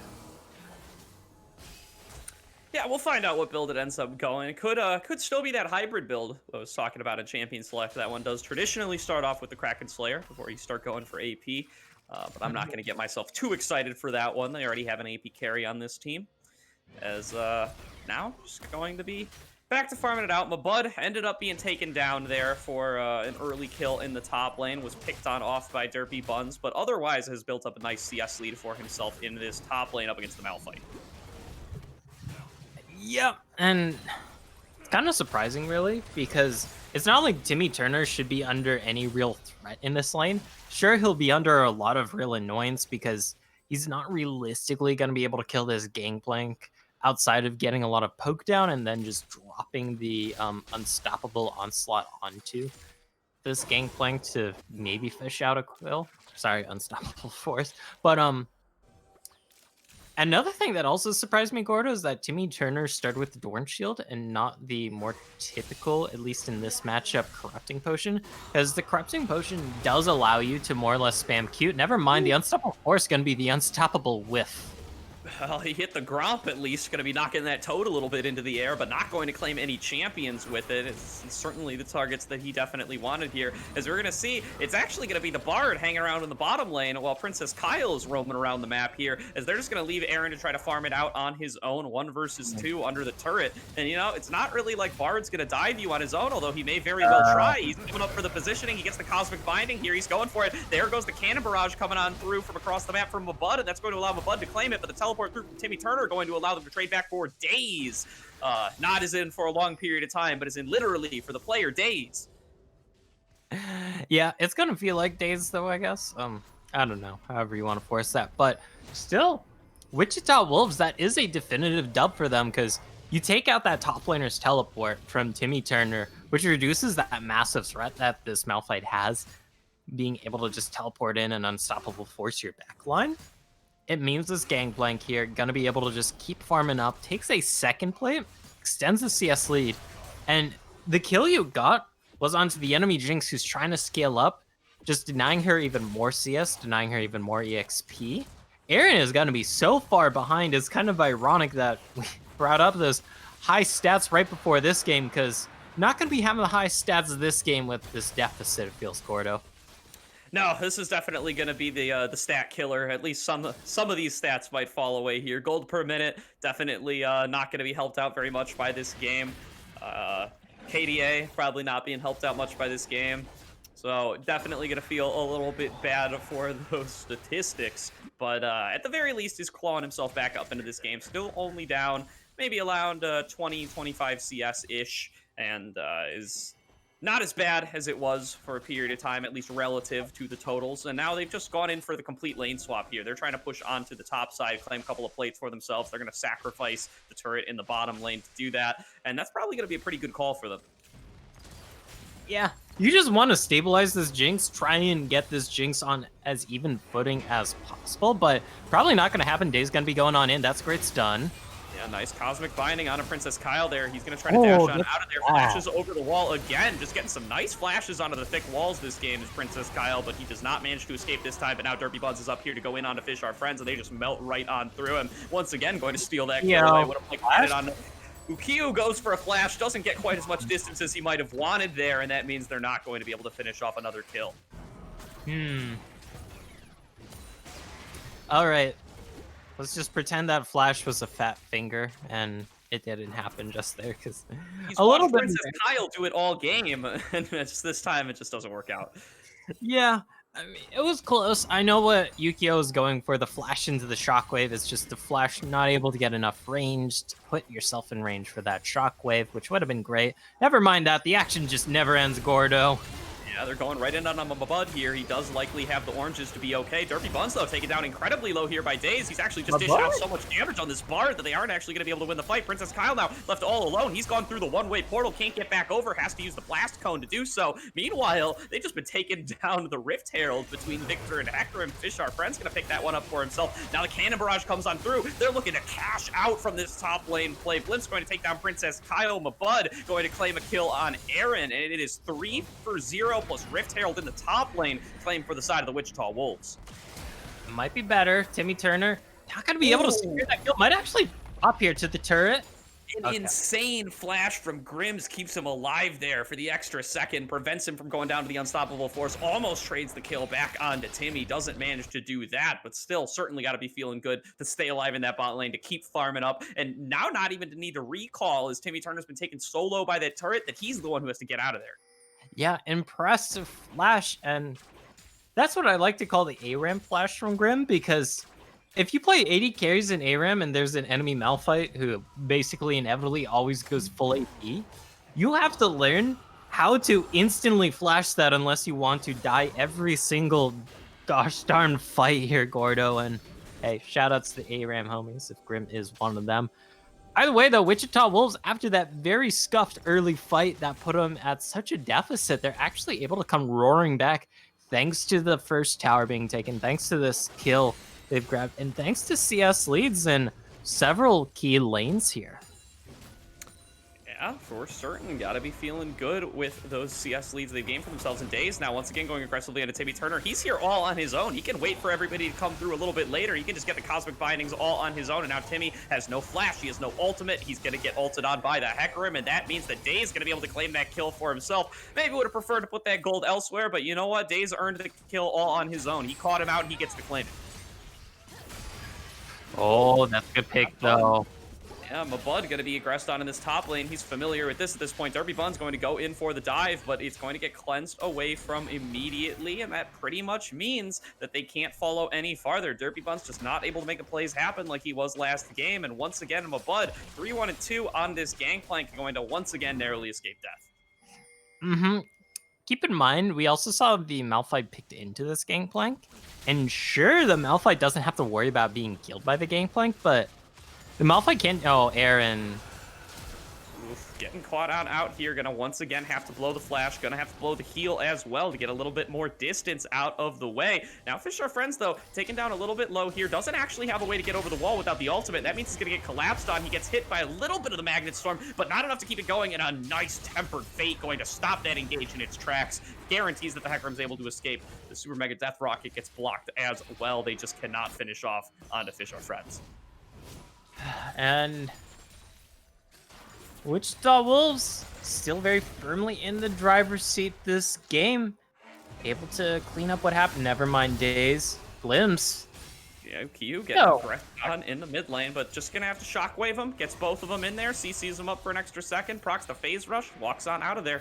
Can't get an Orianna with just that, but now Derpy Bun trying to make a play happen off this. He's got Princess Kyle with him. The chain CC is so long, and they melt right on through him, claiming that kill for the Rel. Not going to be able to get anything else here. The rooting is just too long. Those tendrils are spreading around from the Varus ultimate, going to keep them from further engaging, but now they're going to try to claim a dragon off of this, and it's very likely they're going to be able to do it. All the Fish Are Friends just had Onslaught of Shadows come on up. He could try to dash over the wall if he wants to, but that's going to leave him in a 1 versus 4. Probably not something that he wants.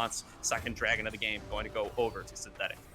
Yeah, not worth contesting for that dragon. It's not like you're trying to save the soul point. It'd be literally just a single mountain dragon. Granted, though, even though a single mountain dragon isn't usually the most valuable, we do have to remember there is a Malphite here for the side of Synthetic Esports, Gordo, and due to just how hard Malphite snowballs with armor due to his passive, like, he's sitting on a cloth armor and plated steel caps, or wannabe tab eyes, as I like to call them, and already has 150 armor.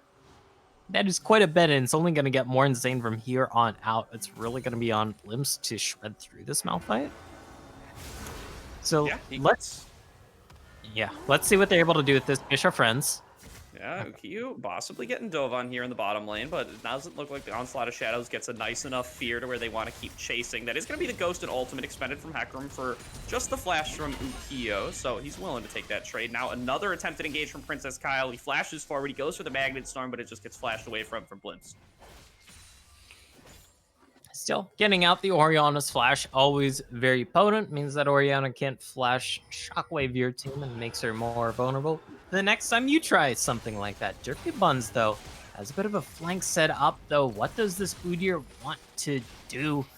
Ahead of the Hecarim in levels, farms, and kills. What? Oh, here's Malphite 2. This is going to be a slaughter.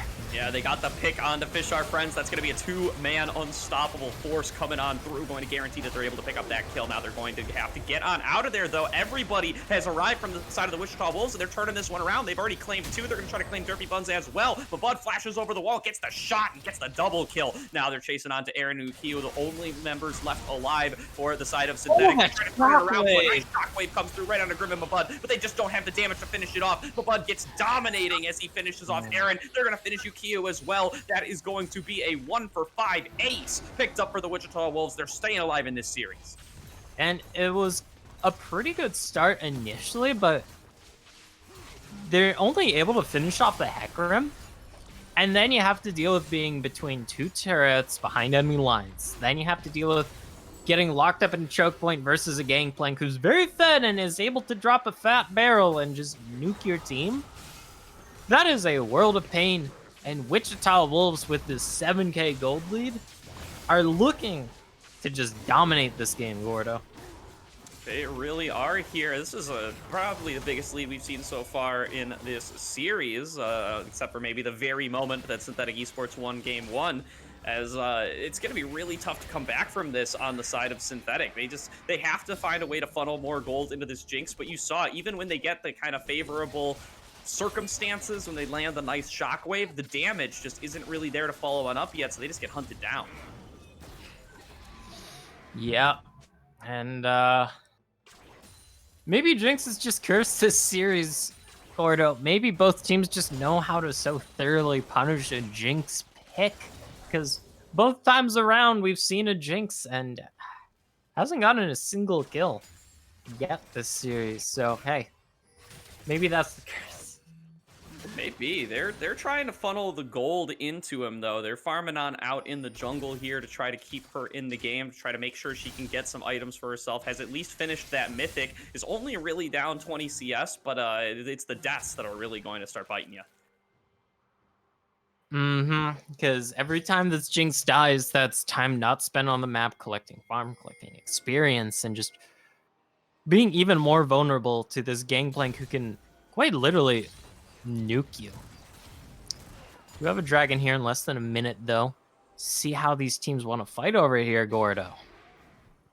Yeah, it's gonna really be, once again, really important to show up to these first, and it does look like Synthetic are going to be the ones who want to do that. They have so much wombo combo that they can make up a lot of gold difference just by being able to get the jump onto a couple members of the Wichita Wolves. They started off the last fight that way, but it was only Bard and Hecarim, so they weren't really able to make sure that they were able to win. But if they get Blimps and they get Grim, or they get at least one of them, then they have a much better chance of being able to turn stuff around.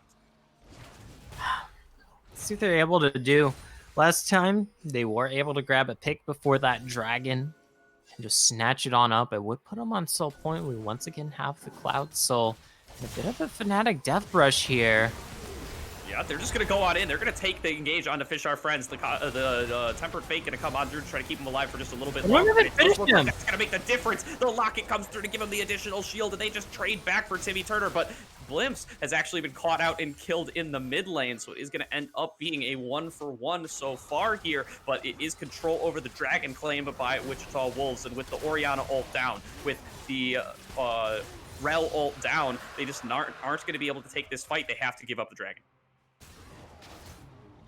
Oof, and one of the main things that Synthetic Esports had going for them this time around were the dragon stacks, but not able to pick up that dragon. If there was a soul win con, they weren't able to pick it up there, and it's gonna be such an uphill battle. Like, we're talking near vertical, not like the Risen logo here. No, this is like quite literally just you walk off a cliff sort of hill. It's a steep incline for sure here, as it's a 7K gold lead. It makes a big difference regardless of what your team compositions end up being, and it's not like they hard outscale either. The Victor, the Gangplank, the Varus, these are all big late game threats coming through from the side of Wichita Wolves. So Synthetic, they're going to need to get one of those wombo combo miracle team fights, but luckily for them, they do have just the comp to be able to do it. Yep. It's still gonna be hard for them. Oh yeah. Very hard. Hey, they're able to win game number 1. Maybe they'll be able to pull it out this time as well. Bit of a difference though. Yeah, absolutely not going to be the best of scenarios for the side of Synthetic. So if you're a fan of best of threes, if you're a fan of going all the way in these series, then certainly a good look for you at this point, as it looks like the Wichita Wolves are certainly eager to take us to a game 3. It's going to be very tough for Synthetic to stop us from going there. The Rift Herald has been popped in the mid lane. They're trying to kite it on out. They're trying to poke the eye a couple of times to make sure it doesn't get the charge off. But that's going to be the Varus ultimate coming out of Derby Buns, trying to punish him for going on in there. He has to get out of there, and he does manage to survive with just a little bit of HP. Now there's going to be an excellent ultimate through onto Grim. They execute him down with the Super Mega Death Rocket, and that's one of the major carries taken down for the Wichita Wolves before the fight even gets started. Now they're chasing down onto Daze, but he's going to portal on through that wall and try to get on onto there. Flash engage comes through for Tenny Turner onto the other carry. They get right on top of him, and Aaron takes him down. He's killed both opposing carries here in the last couple of seconds. Baron is up, and they're going to try to move on to that objective. Daze now getting caught out as well. He's going to have to take a long portal through that wall, and that means that resource not going to be available to try to contest up around here. Can they start off this Baron, though? So many players are so low, especially Derpy Buns, they're going to have to just back away. Yeah, and I had a friend who was a hard-stuck diamond GP one trick who would always say, like, if there was a GP even mildly ahead on the enemy team, for the love of God, do not start Baron if he is around. And this Gangplank does have teleport. If you're in that pit, eating up that cannon barrage, eating up those barrels, that would have been a doozy. So props to Synthetic Esports for kind of recognizing, yeah, we picked off 2 members and that was big, but let's not overextend. Yeah, but a great look coming through for Synthetic there, showing signs of life, showing that they can still get the picks that they need on to the opposing carries, and very importantly, funneling both of those kills into Aaron to get him a little bit back in the game. We can see that he's now only about 300 gold down versus Grim here. He's sort of in the game, nowhere near as in the game as my bud is, who is just sitting here at a massive amount of gold, 3 items already completed, but at the very least is participating. Yep, and this Jinx... Okay, go to finish the Phantom Dancer, actually. I thought it was going to be the Rune-On since you're able to get those chipper rockets, but the Phantom Dancer also huge damage increase. It's Jinx now starting to come online, has hit that 2-item mark, will only get even worse from here on out. And this is going to be a hell of a doozy to deal with if this Jinx is able to survive and able to free fire. Thankfully, you do have the methods to cash out this Jinx and to punish this Jinx. Oh, Princess Kyle, there's a lot of fight. Yeah, they found Daze here. He tries to portal over the wall and gets an insane Tempered Fate to keep himself going here, but the ultimate is going to come on through from Malphite to try to pick off onto him. They haven't been able to finish him off yet, and finally they do. Rel has died as well. That's a shockwave over the wall. This is the turnaround that Ukio needed. Look at all the damage Aaron is layering down. He flashes forward. He gets excited. He's already picked up 2. Can he make it 3? He's got to be able to carry this team fight for his team. He turns on him a bud. He gets the triple kill, looking for the quadra, but finally gets shut down. The Derpy Buns is going to be able to finish that one off with 9 members dead off the map. Technically, Synthetic Esports still in the fight. All right, Julia Thorne, I know you're clipping that. Put that on Twitter and mention I said, how in the hell did that just happen? Because that should not have happened. It all starts off with Daze getting way too caught out, just diving into the enemy backline. And I mentioned about how this Jinx has hit that point where if this Jinx is able to free fire in fights, it is going to be a lot of damage. It's going to add up. And this Jinx was quite able to free fire there, especially after Ukio making that hero play to get that 4-man shockwave. That is just insane. That narrows the gold lead a little bit more here. There's now 5 kills on this Jinx for Aaron. And that's a scary prospect. Yeah, but also a scary prospect is this Baron, and they're running right to it on the side of the Wichita Wolves. They know that they can't contest this Dragon. Derpy Bun's going to claim that, but there is no vision of the Baron available for Synthetic. They don't know that this is being done for sure. Oriana is nearby. She can throw the ball over the wall to check, but she can't stop them and isn't even doing that. They finally get the vision onto it, but it's too late. The ultimate comes on through from Aaron, but gets blocked away, and that is going to be a Baron picked up in trade for the Dragon by the side of Wichita Wolves. Oh, and Wichita Wolves just immediately pulling the trigger to fight back there. You could make some criticisms against Synthetic Esports, like, how the hell did you not sniff that out? How the hell did you not know that was happening? But honestly, just props to Wichita Wolves for pulling the trigger on that, knowing they would be committing those time, those resources to pick up that third dragon. And Synthetic Esports, once again, going to be having to play on the back foot here with those super minions going to be charging on in. Like, imagine having a side lane against Mabud's gang playing, who's 10, 2, and 5, 3.5 items in, and now has that Baron buff to boot here, Gordo. Oh yeah, really tough to side lane against Babud. Virtually impossible for most of the members on the side of Synthetic. Ukiyu can go for it, can try to just stand far away and farm up with the ball, but it is not an easy task by any means, as now they're setting up this siege in the mid lane here with the addition of their Baron buff. They're certainly going to be able to grab this inner turret, and it looks like the side of Synthetic are going to seed that one, try to set up some defensive lines around their inhibitor turret. It is going to be game of turtling here for Synthetic Esports. They do want to narrow this gold lead and look to come on back. They do have the Wamba combo. It is very potent, but it's not completely there yet, because keep in mind, they are still very down in gold. This Oriana hasn't even finished her second item with the Verdant Barrier. Look at The that D4. damage! The barrel, Yuko's dead. yeah, the barrel comes on through and just one-shots Ukiyu. Now they're trying to turn it on around, but they do not have And access it's to their fire. Oriana or their Shockwave, but they've been able to pick up one kill. Jinx is now excited. Can't Aaron find a way to get into this fight? He just doesn't see the opportunity. Double kill picked up there for Grim, as 3 members of Synthetic are going to fall here. They're going to crack open this inhibitor, and they might even look for a little bit more here. They have 25 seconds where there's only 2 members alive on the side of Synthetic. And could this be the game? It's not supers, but it is still a baroned up wave. You do still have that cannon. You still have 4 members here. But it is getting kind of dicey. This is still 27 minutes in. Death timer's not quite long enough. Yeah, and Ukiyu's about to be back up, and he does still have the Shockwave. Did not use that before he went down, so it's just too much of a threat. Wichita Wolves decide they're going to claim the inhibitor. They're going to be happy with that, and they're going to back on away here.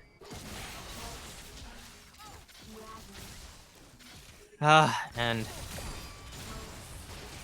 that is rough, to say the least, because now you're going to be having to fight from a gold deficit. That's massive once again. You're going to have to deal with those super minions pouring on in to your base. And it's rough.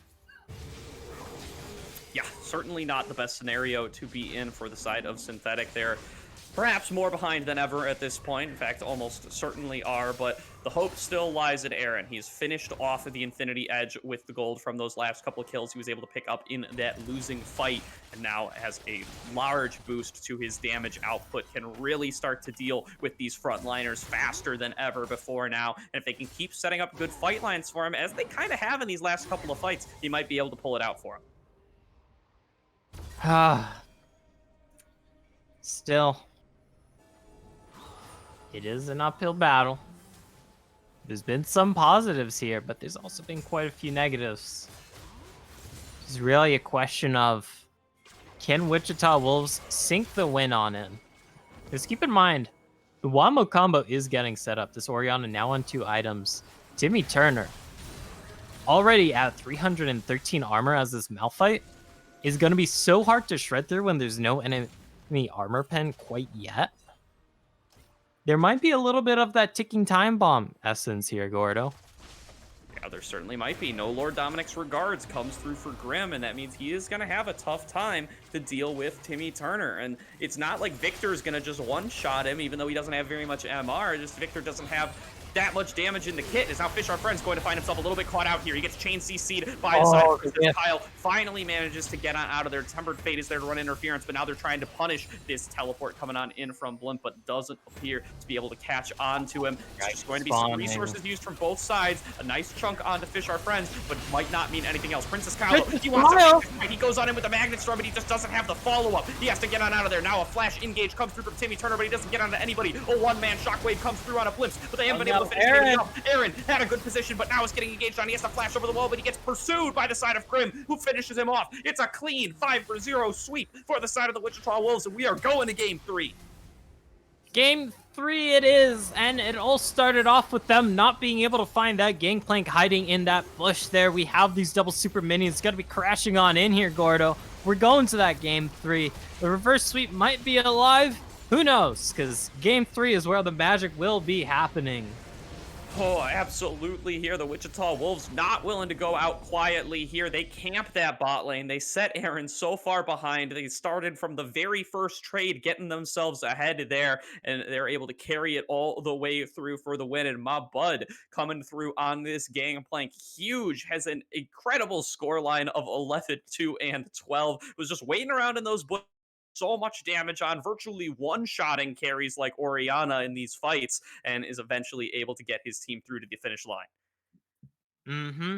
And raises a lot of questions here for this game 3, because we saw Mabud win lane very hard and be able to influence the map decently in game 1, but on this Gangplank here in game number 2, just able to go to town more or less and dominate the entire game. Wichita Wolves very firmly in the driver's seat after that first fight, because that was a little bit of a papega. Yeah, and they're able to carry it on through here. It does appear that if you're able to get ahead early so far in this series, that has certainly paid off in droves. And now we're going to have to see how that's going to affect this draft coming on into our third and final game of the night, deciding who goes on to face 8-Bit Esports in the losers finals and who has to settle for fourth and dive on out tonight. We're going to take a quick break to get on into that draft, but do not go anywhere. We're going to be right back.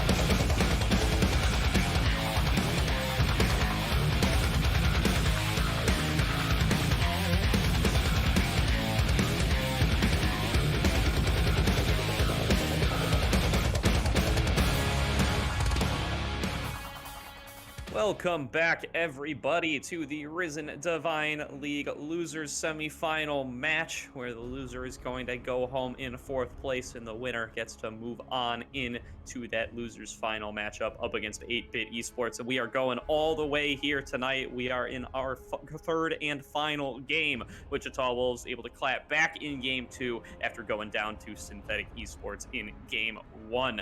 So now we're getting right on into these picks and bans. The Jinx going to be banned away by Synthetic. Neither team is going to take this cursed champion anymore.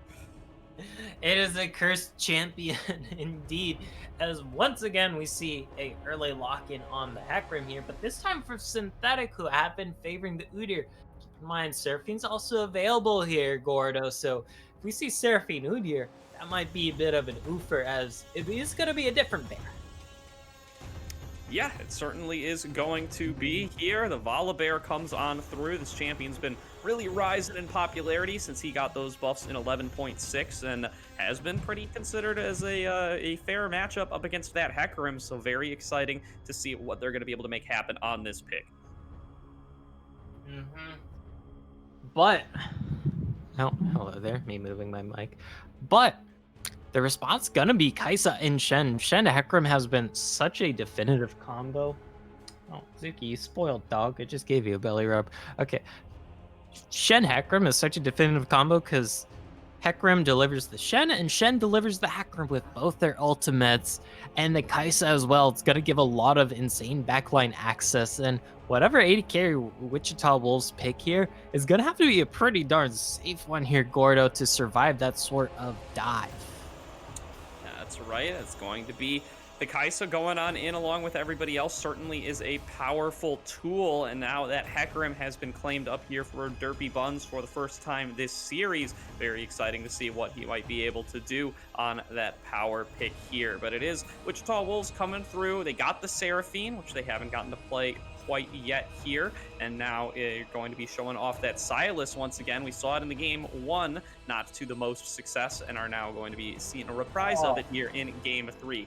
And that ban is going to be Braum, by the way. I know it is not appearing on the stream, but we'll keep that one in the back of our heads for the rest of the draft. Thank you, Pro Draft. Very cool.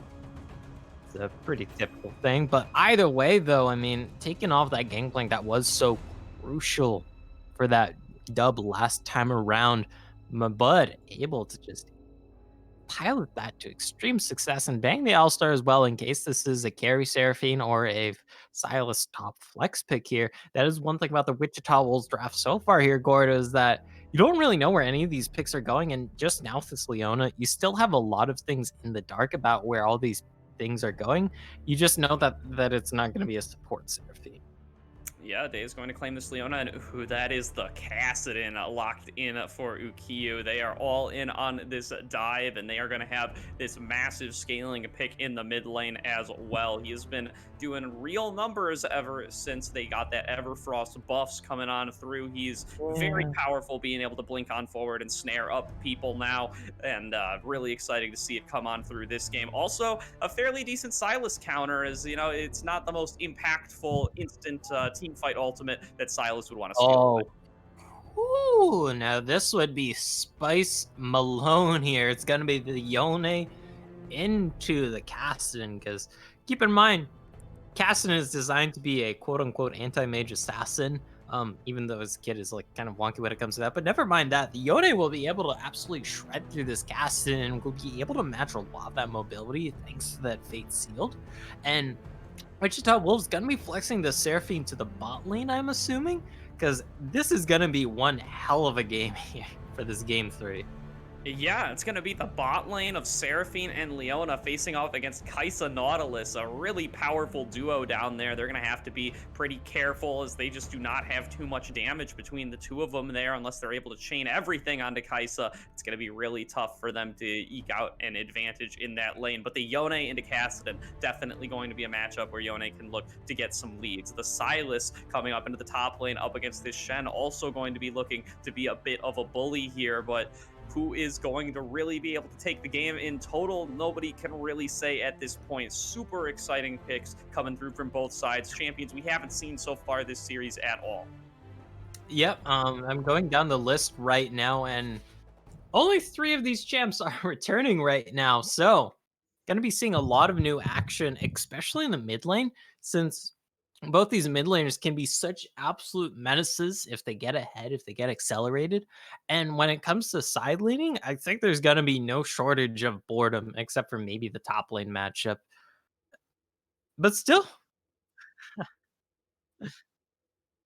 Yeah, for sure here. And, in game one, we saw two melee mids, and those guys were fighting the whole game long. In game two, we saw two control mages, and it was a little quieter. There wasn't any solo kills, any crazy ganks going on. But now in game three, we're back to two melees. There's some harder scaling melees than maybe before, but really curious to see. Yone's going to want to go in on Kassadin all day before level 6, and curious to see if he's going to be able to do that.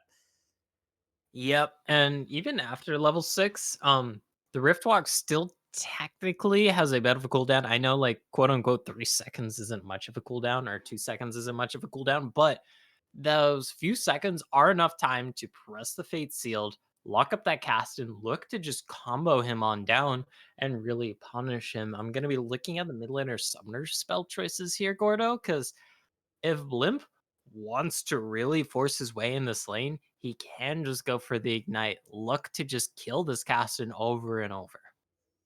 Yeah, and that means we're gonna have to keep a really close eye on these junglers. Both of these guys can be coming on into the mid lane super early to punish somebody for pushing up a little bit too far. Gonna want to keep an eye on if Fish Our Friends is able to make some counter ganks happen. If Blimp does decide to go for that super aggressive laning phase and just try to get as much damage down onto Q as possible. Mabud also going to have that counter pick in the top lane on this Silas. Can look to be super aggressive up against that Shen, and Derpy Buns gonna really have to cover for these guys here. He knows he's got the winning bottom lane. He can probably leave them and trust them to do well on their own, but he's got to make sure that his solo laners don't get shut down before they have an opportunity to scale up. Yeah, because we all know Caston pre 6 tends to be pretty vulnerable, and even after level 6, you can abuse that a decent amount, especially with the Yone. Volibear 2 helps. I mean, it's not the best way to lock down a Gaston, but hey, it is a point and click stun. You do have that mini gap closer in the Stormbringer, and it's going to be an exciting game all around. Once again, we're going to be having a look at these junglers because, like you said here, Gordo, Derpy Bun's going to be having to pull double duty for his solo laners to help out the homies. But Fish, our friends here, gonna have to pick the litter here for where he wants to focus down, where he wants to try and get the map ahead, I feel. Yeah, absolutely. Volibear, so adept at enabling dives, gets to literally turn the turrets off, has that selection based CC in the Thundering Smash, and can really look to get onto this Kassadin or Shen very easily if they end up shoved under turret by any kind of large wave. It's really going to be up to Derpy Buns to cover for his allies there, make sure that they're safe, as we said, or maybe we're going to see some of these guys heading on towards the bot lane. Shutting down Aaron in game two ended up being huge game for the Wichita Wolves, and maybe they decide that they don't want to let him just farm up on this Kaisa. Yeah, you don't want that Kaisa getting ahead. We've talked about Do you feel like buying one for me? your reset potential as the Jinx, but still, that's such a threat. And we talked about how potent Aaron was in terms of stats, even though after that game, Aaron did lose. So maybe it is a bit of a statistics curse. Either way, though, this is going to be a hell of a game 3 here, to say the least. Yeah, it really will. And a lot of it's going to come down to these first couple of levels. If they're able to shut down Ukiyo, if they're able to make plays happen around the map before Timmy Turner has access to that Stand United ultimate, that's going to be some real big keys to the game for the Wichita Wolves. Because as we scale on up into that later game, they might have a little bit of difficulties here. They do have the Yone for that AD source of damage late game, but they don't have a ranged DPS source. So as Hecarim starts to get tanky, as Shen starts to get tanky, even as Nautilus starts to get tanky, they might have some trouble being able to take him down. But we were saying the same thing about Synthetics Comp in game one, and they were able to get enough of a lead early on to overcome that deficit. Yep, and we saw both these teams, even when behind, have made moves to fight on back to show that they're not completely out. So I'm curious to see, because even though it has been consistent this series so far, Gord, about whoever gets ahead early stays ahead typically, maybe we see the script flipped in this game 3 because This series did start 2 hours ago. We have had nearly about an hour's worth of gameplay time for these teams to just kind of suss each other out, to get to know each other's tendencies, and maybe the fruition of that knowledge is going to come head to head at this game number 3. Certainly will. We're going to have to see how it plays on out here. We are going to throw it to a final break of the night while we get loaded into the game, but do not touch that browser because we are going to be right back here with game 3, deciding who gets to move on to these losers finals, either Wichita Wolves Black or Synthetic Esports.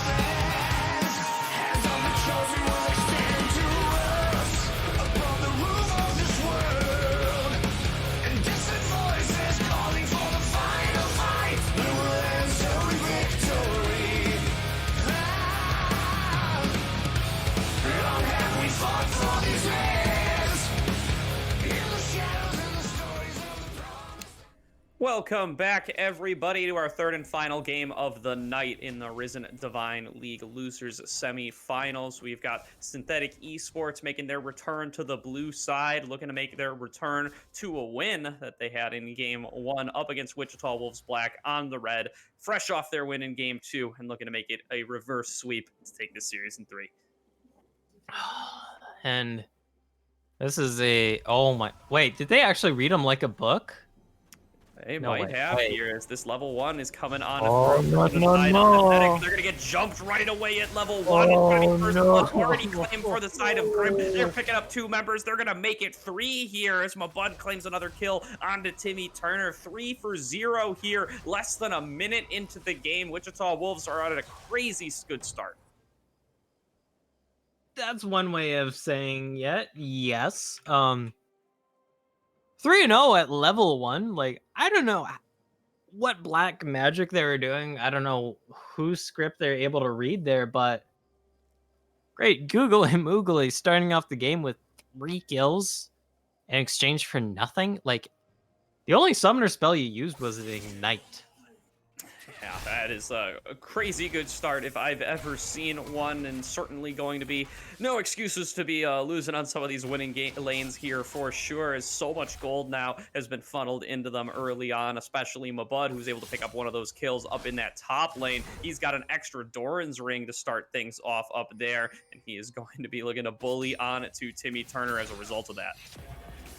And oh, that's a great hook, actually. I don't think too much will come of it, but yeah, those early kills do matter quite a bit because, like you said, able to come into lane with these extra items. My bud, able to come into lane with that extra Doran's ring, despite starting the corrupting potion. You're getting extra combat stats because that is one of the weaknesses of the corrupting potion. You don't get any direct combat stats, whether it be HP, AP, armor, MR, yada, yada, yada. And then Grim, able to back and get this super early tier to just start stacking that up early and get as early of a Seraphs as possible. That is quite devastating, but it is still a scaling item for the Seraphine. You still do have quite a lot of kill pressure onto this Seraphine if you're able to lock her down with the hook and proc Aaron's plasma passive. So it's not game ending, but it is concerning. Yeah, for sure. We can see Aaron and Princess Kyle, even with that early deficit, even with 2 kills given over to the opposing bot lane, they can just right away take control over the wave, start pushing it into turret, and get themselves a CS lead. Yep. Unsurprisingly, mid lane getting very aggressive here already. The Blimps making quite liberal use of the Soul Unbound to just go in and try and get that harass with that mini Scuff Z ulti. Mabud going in hard. Here's Fish Our Friends. I don't think they're able to finish off Timmy Turner, though. Not able to get onto that Shen there, but really showing what some of the lead is going to net you there. He's got some bonus AP, he's got some bonus health, and he is very comfortable going aggressive up against Timmy Turner here, who, by the way, has taken the Ignite into the top lane here and not going to likely be able to utilize that in any aggressive means, but there is aggression in the bot lane here as Daze is going on in with that Zenith Blade, but getting turned around on a bit. Not going to be able to have the passive proc there, though. Walks out with still only 4 stacks. It's now Mabud once again going aggressively in the top lane. We're just not taking a break. Definitely not a break, and this is one thing I forgot to mention, but it's kind of actually crucial to this bot lane. Well, yes, the Kai'Sa Nautilus do have kill pressure onto the Seraphine.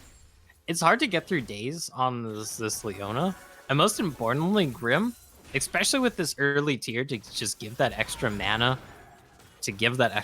sustain, is quite crucial because it means Grim is just able to shield off a lot of the damage and then heal off a lot of the damage that you do in those big trades. And we can see already the Seraphine healed up quite a bit from that trade and isn't doing too bad on mana, all things considered.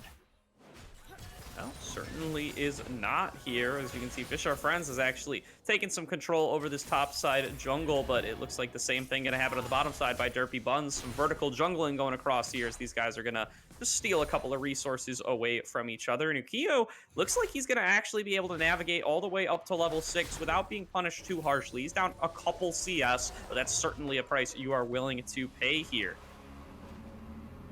Yep. As we are starting to see the first backs come in for a lot of these laners, so I'm curious what the 3-0 start translates to in this first back lead here, Gordo, because sure, we saw how big it can be for those level 1 items, and it definitely was helpful, but how big will that difference be going into this first back? Because Grim backing, getting the Kindle Gem, which is kind of nice for the health and stats, but doesn't really give you that extra combat power. Whereas Aaron gonna be picking up the dirt. Keep in mind, Seraphine has one of the lowest base armor values in the game. Even now at level 4, just sitting at a paltry 26 armor. This Seraphine is still very, very vulnerable. Yeah, has to be very careful there. And Daze might not even be able to protect her in the case of an all-in from Aaron. He has opted for that cleanse to make sure that the Leona can't stop him the way that she wants to. And that's really going to help him out a significant amount, and means that Grim has to play even more carefully, as the heal, the flash, might not be enough to save him, given some of this mobility in the bottom lane. And we can see Q has now ticked over to level 6. He has access to that Rift Walk, and now is willing to potentially go a little bit more aggressively in this mid lane. Derpy Buns hanging around in the wings, but he is spotted by a ward. It's definitely been living up to how much fighting there's been, but outside of the level 1, this game 3 hasn't been as bloody as we've expected, I feel, here, Gordo, because nothing's really translated into a kill. Yeah, nothing at all here, as they haven't really been able to snowball off of those early ones. Although, to be fair, if the game had started 0-0 and they had picked up 3 kills over the course of the last 7 minutes, we would say they were doing well. So we're going to see if they're able to translate anything into the bot lane here. But it actually looks like Fifth turned around on. Derpy Buns is showing up for the counter gank, and they're going to win out on that. Now Q is teleported in as well. He's going to try to pick up on the Daze. They're going to give that kill over to their mid lane Kassadin, and it's a disaster in the bottom lane for the side of the Wichita Wolves. They lose 2 kills. And that was such a monumental level 1, but not able to get anything else off the back of it. And with that bot play alone, that was quite massive. Because everybody knows about the level 16 Gaston Power Spike meme. Getting extra kills and assists means you get extra XP, means you get to that even faster. That is such a royal pain in the booty to deal with. And God, of course though. As the directed cam pans back to top lane, I can't help but notice that once again my bud has a bit of a CS lead. Yeah, he's really, he's been taking that high economy style all the way this entire series, has gotten himself ahead each and every game, but we talked about it in game 1. That's to some degree Timmy Turner's style. He's always playing these tanks, he's always playing weak side, and he's always showing up when his team needs to. And this contrast to styles has really shown itself throughout this game. In game 1, the Ornn, it mattered so much for Timmy Turner to be able to get all of those Call of the Forge Gods across the map. Really did not get shut down too hard by my bud Silas, and was able to pull out the win for Synthetic. But game 2, Mabud took a huge lead on the Gangplank, carried it through the entire game, and ended up having a ridiculous score line, like 11-0 and 12, or 11-1 and 12, or something by the end of it. He really was able to pretty much solo carry it. So we're gonna have to see which kind of game is it going to be here in game 3. Is Mabud gonna be able to take this lead and carry the whole game, or is Timmy Turner just gonna provide too much utility regardless of the CS? Who knows? Because, I mean, this was a counter matchup, like we said, and even though Shen does have a lot of damage for a tank and could probably have 1v1 this Silas early on, is due to the fact that Silas able to walk into lane level 1 with that kill advantage, with the XP advantage, with the Doran's ring. Well, Princess Kyle, okay. Means that he was able to bully out the Shen very well. Look for the Fate Sealed potentially here if Blimps wants to go for that. Not opting for that bot lane, though.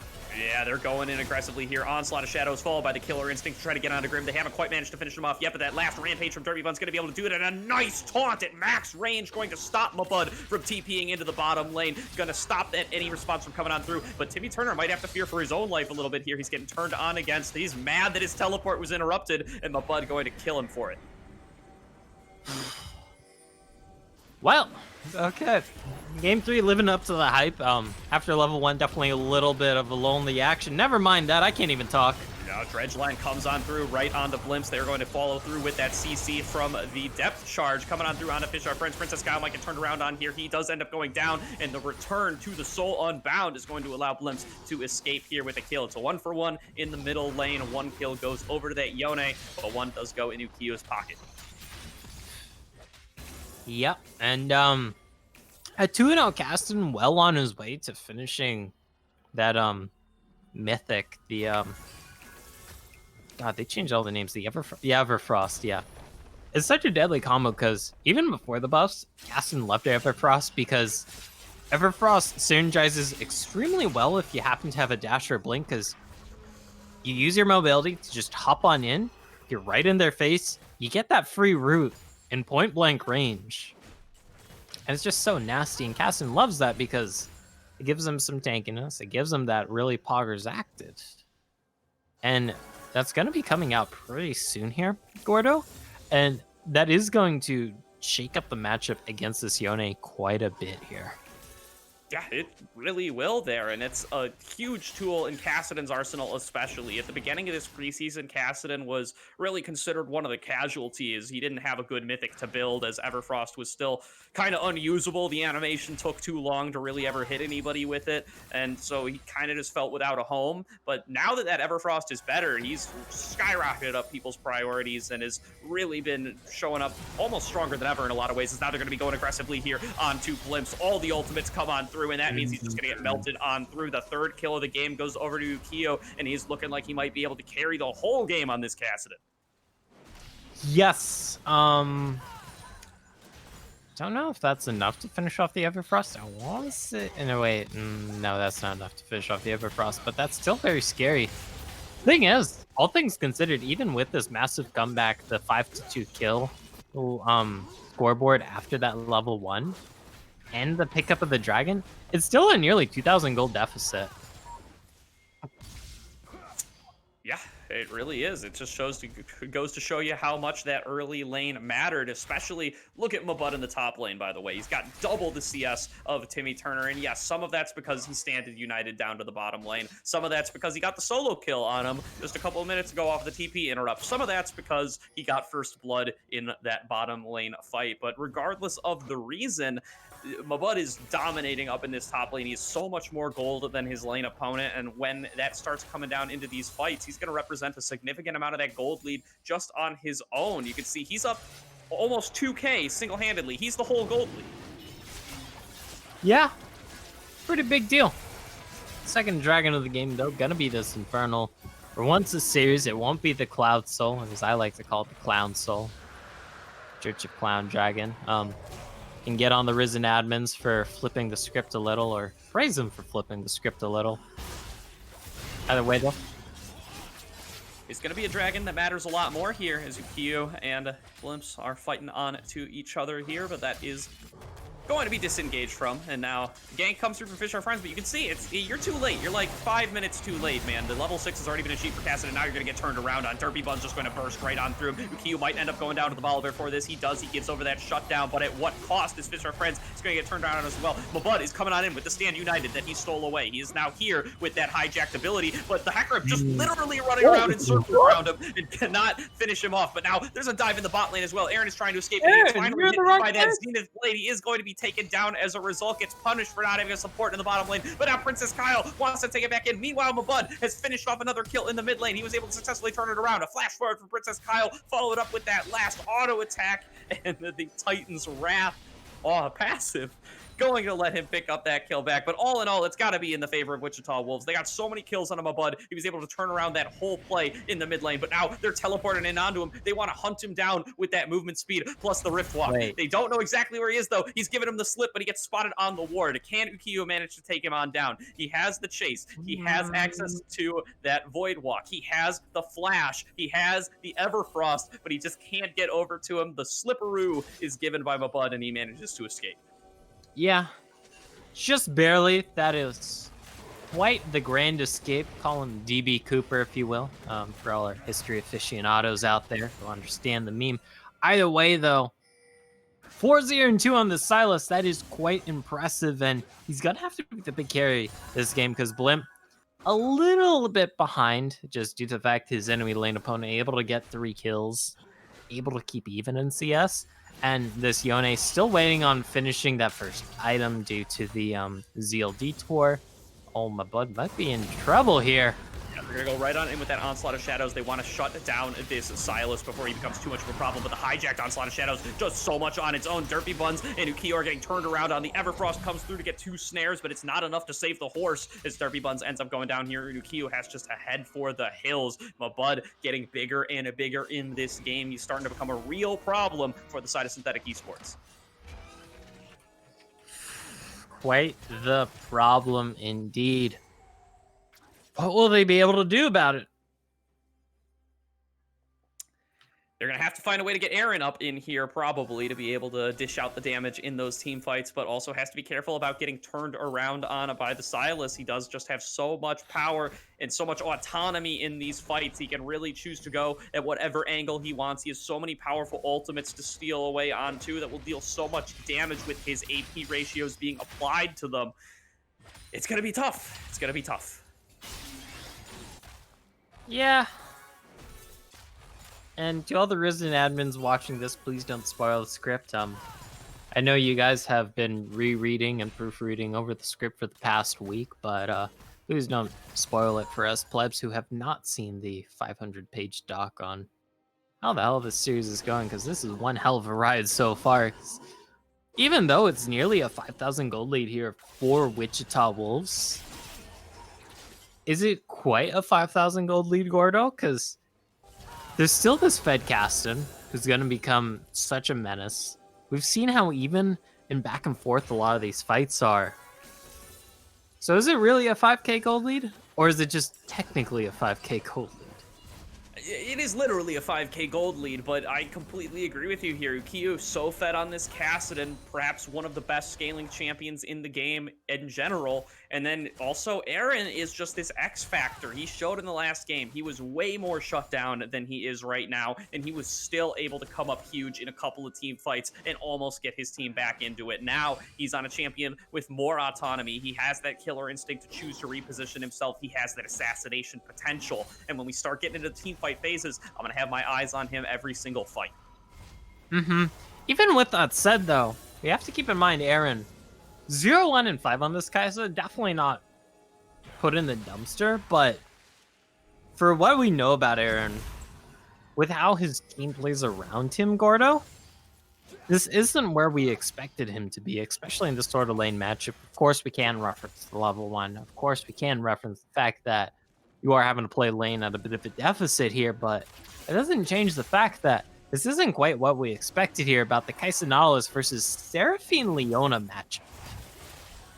Yeah, and a lot of it's because the junglers just kind of ignored the matchup entirely. They both wanted to focus around these solo lanes because of the counter picks that the Wichita Wolves got, and the decision of both parties to play around those lanes seems to have paid off for the Wolves. They're super far ahead now in this game. They've got a lot of gold onto Mabud specifically. He is now 3k gold ahead individually. He still represents the vast majority of this gold lead. He has a 600 gold shutdown on him. He's got this entire game in his hands. And the Mountain Soul is going to be a big deal this game. Not the individual Mountain Dragons, because let's be honest, just a paltry bonus 6 armor and MR isn't really going to be a make or break deal, but once you start calculating in, never mind, there's the Fate's Sealed. Is this going to be a kill?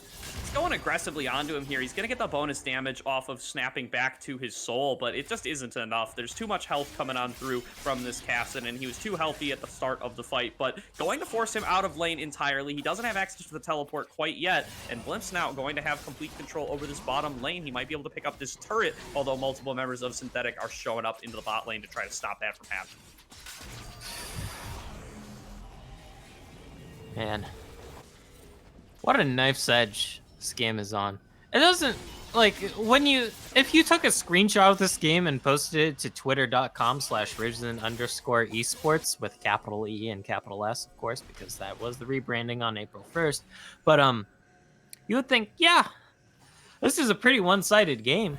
Definitely not completely one-sided, but there's a noticeable gold lead and it's definitely one-sided, but it doesn't feel that way, Gordo. And it has been playing out that way, except for in the top lane.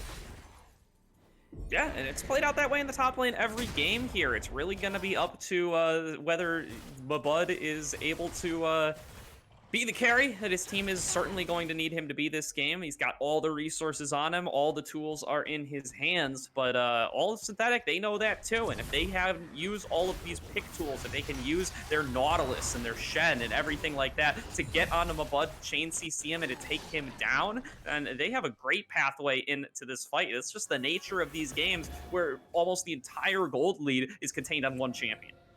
Yeah, and you have to keep in mind, that's assuming it's just 5 people versus 5 people all just clashing together at some part of the map.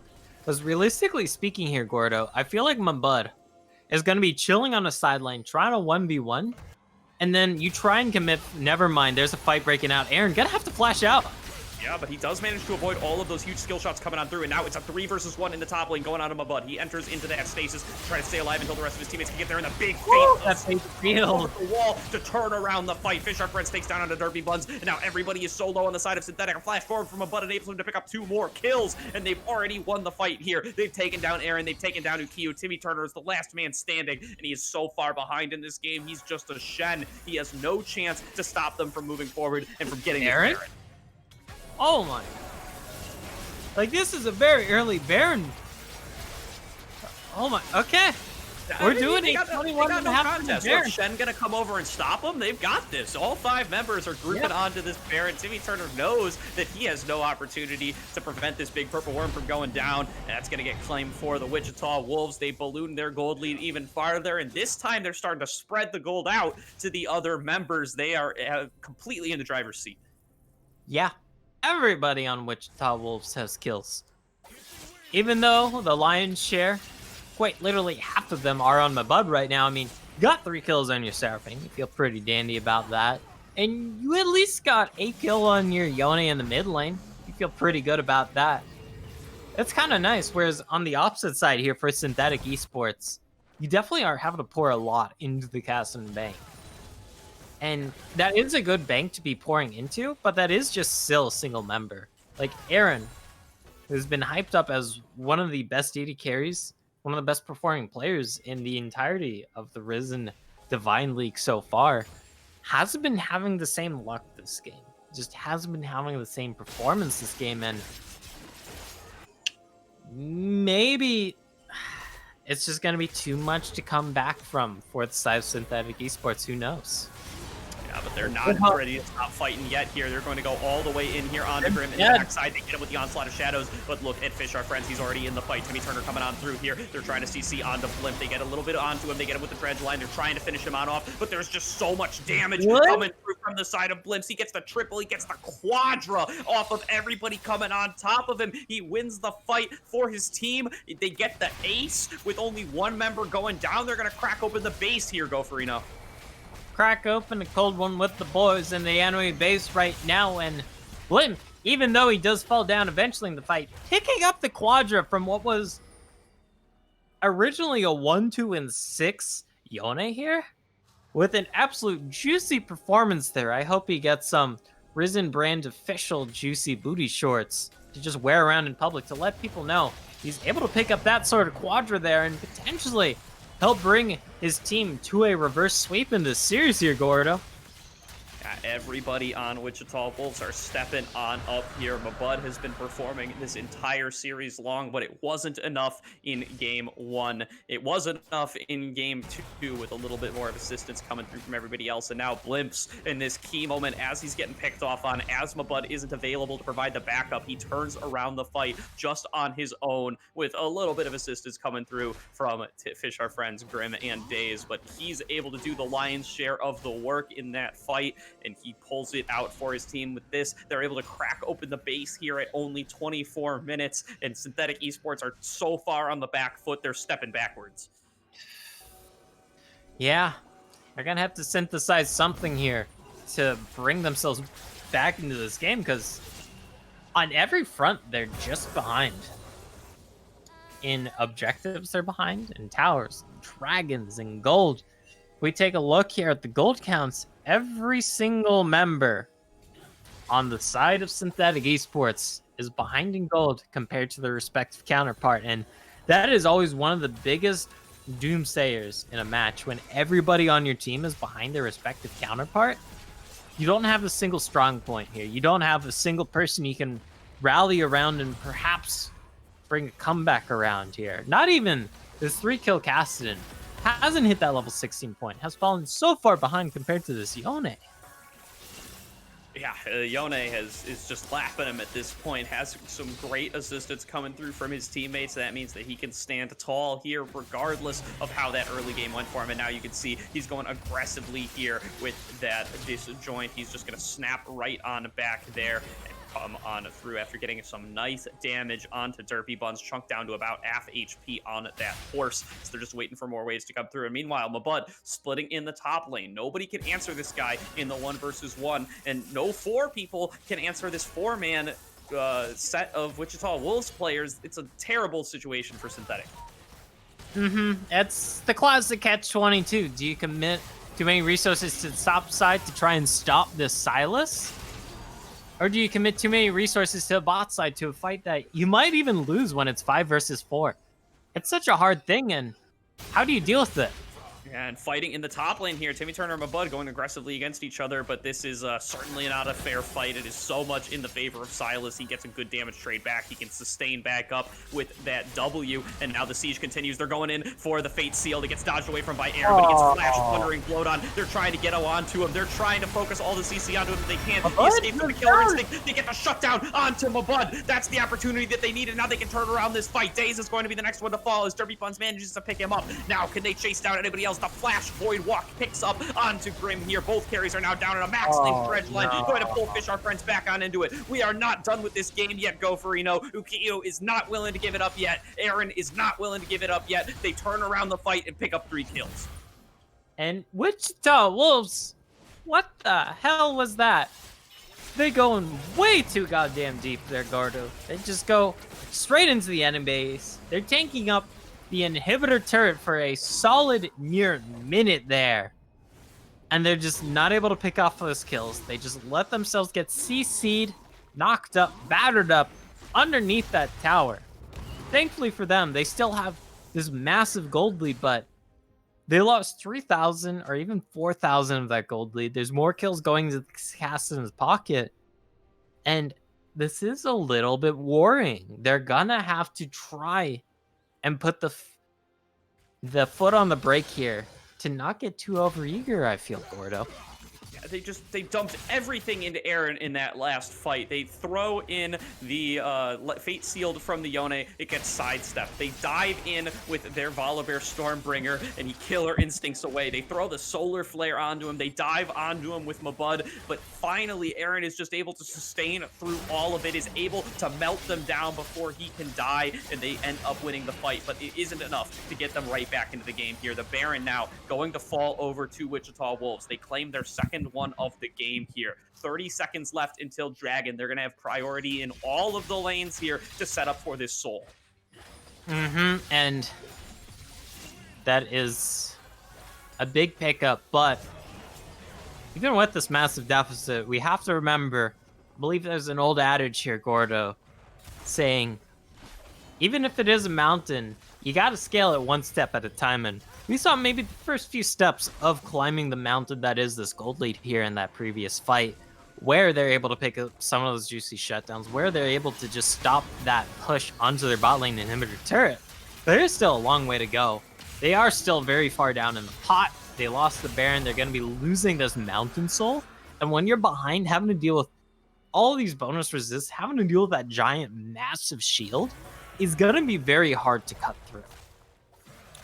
Yeah, it's going to be tough on this Kassadin and Kaisa as these primary carries here. They are going to have a rough time if they aren't able to actually assassinate onto anybody, and this Mountain Soul is just going to make that so much more difficult. Like, it can be hard to finish off some of these members already. But now, that mid lane inhibitor down once again. There's a Mountain Soul, there's a Baron buff.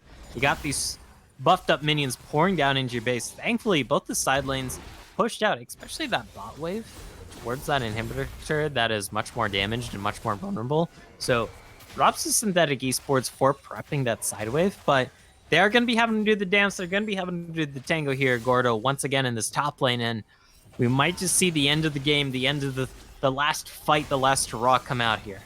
Yeah, if Wichita Wolves can execute on a team fight, they can end the game on the spot. This is face-up knowledge for both of these teams, though, so we can see Synthetic, they're willing to sacrifice everything as long as it means not having to take a bad 5 versus 5. They will give up their inhibitor, there but it now is. they go for it. The Onslaught of Shadows comes on into the base. In comes the depth charge coming on through every single member, but it's not enough so far. Derpy Buns has already been taken down, but the carry's still untouched on the backside. The stolen away ultimate from the Hecarim comes on through from Mabud. He's still alive. Finally, they're able to take down on the Yodi, but it's only him. Aaron is the last one standing. He gets taken down as well. And now 4 members of the Wichita Wolves are still standing. They're cutting through these Nexus turrets, and they are going to move on to the losers finals to take on 8-Bit Esports.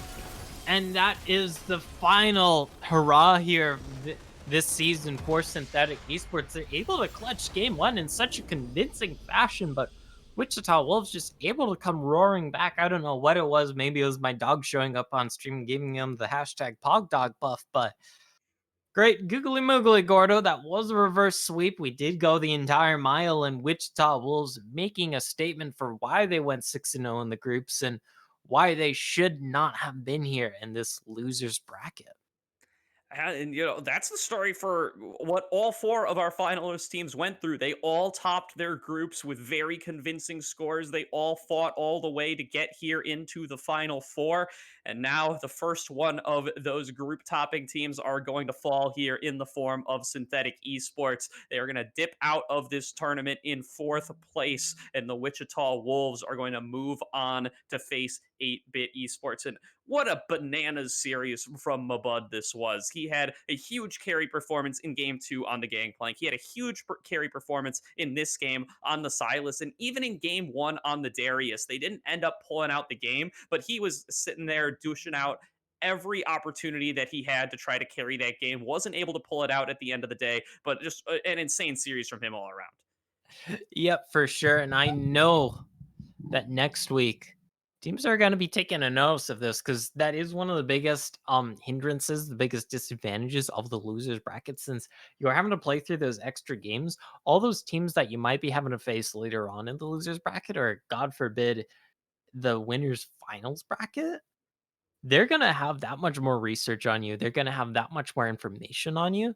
And teams are definitely going to be looking at this series come in the next few weeks here, Gordo, and noticing, hey, maybe my bud is a very big crucial point here. Maybe if we apply the pressure to him, this team that is Wichita Wolves will crack. Yeah, and that means Wichita Wolves, they've never played 8-Bit Esports yet in this tournament. So while they're coming up into these losers finals, it's going to be a super exciting matchup. 8-Bit, they beat Synthetic in the winners bracket, but Wichita Wolves, they lost to Miami University, Ohio. They're facing them in the grand finals if they're able to make it there. But this matchup between 8-Bit and Wichita Wolves, certainly an exciting one that nobody's going to want to miss. Gonna have to stay tuned to the Risen Twitter to catch when that one's going to be. But until then, that is going to do it for tonight's stream. I've been Gordo. This has been Go Farino, and you guys have an excellent night.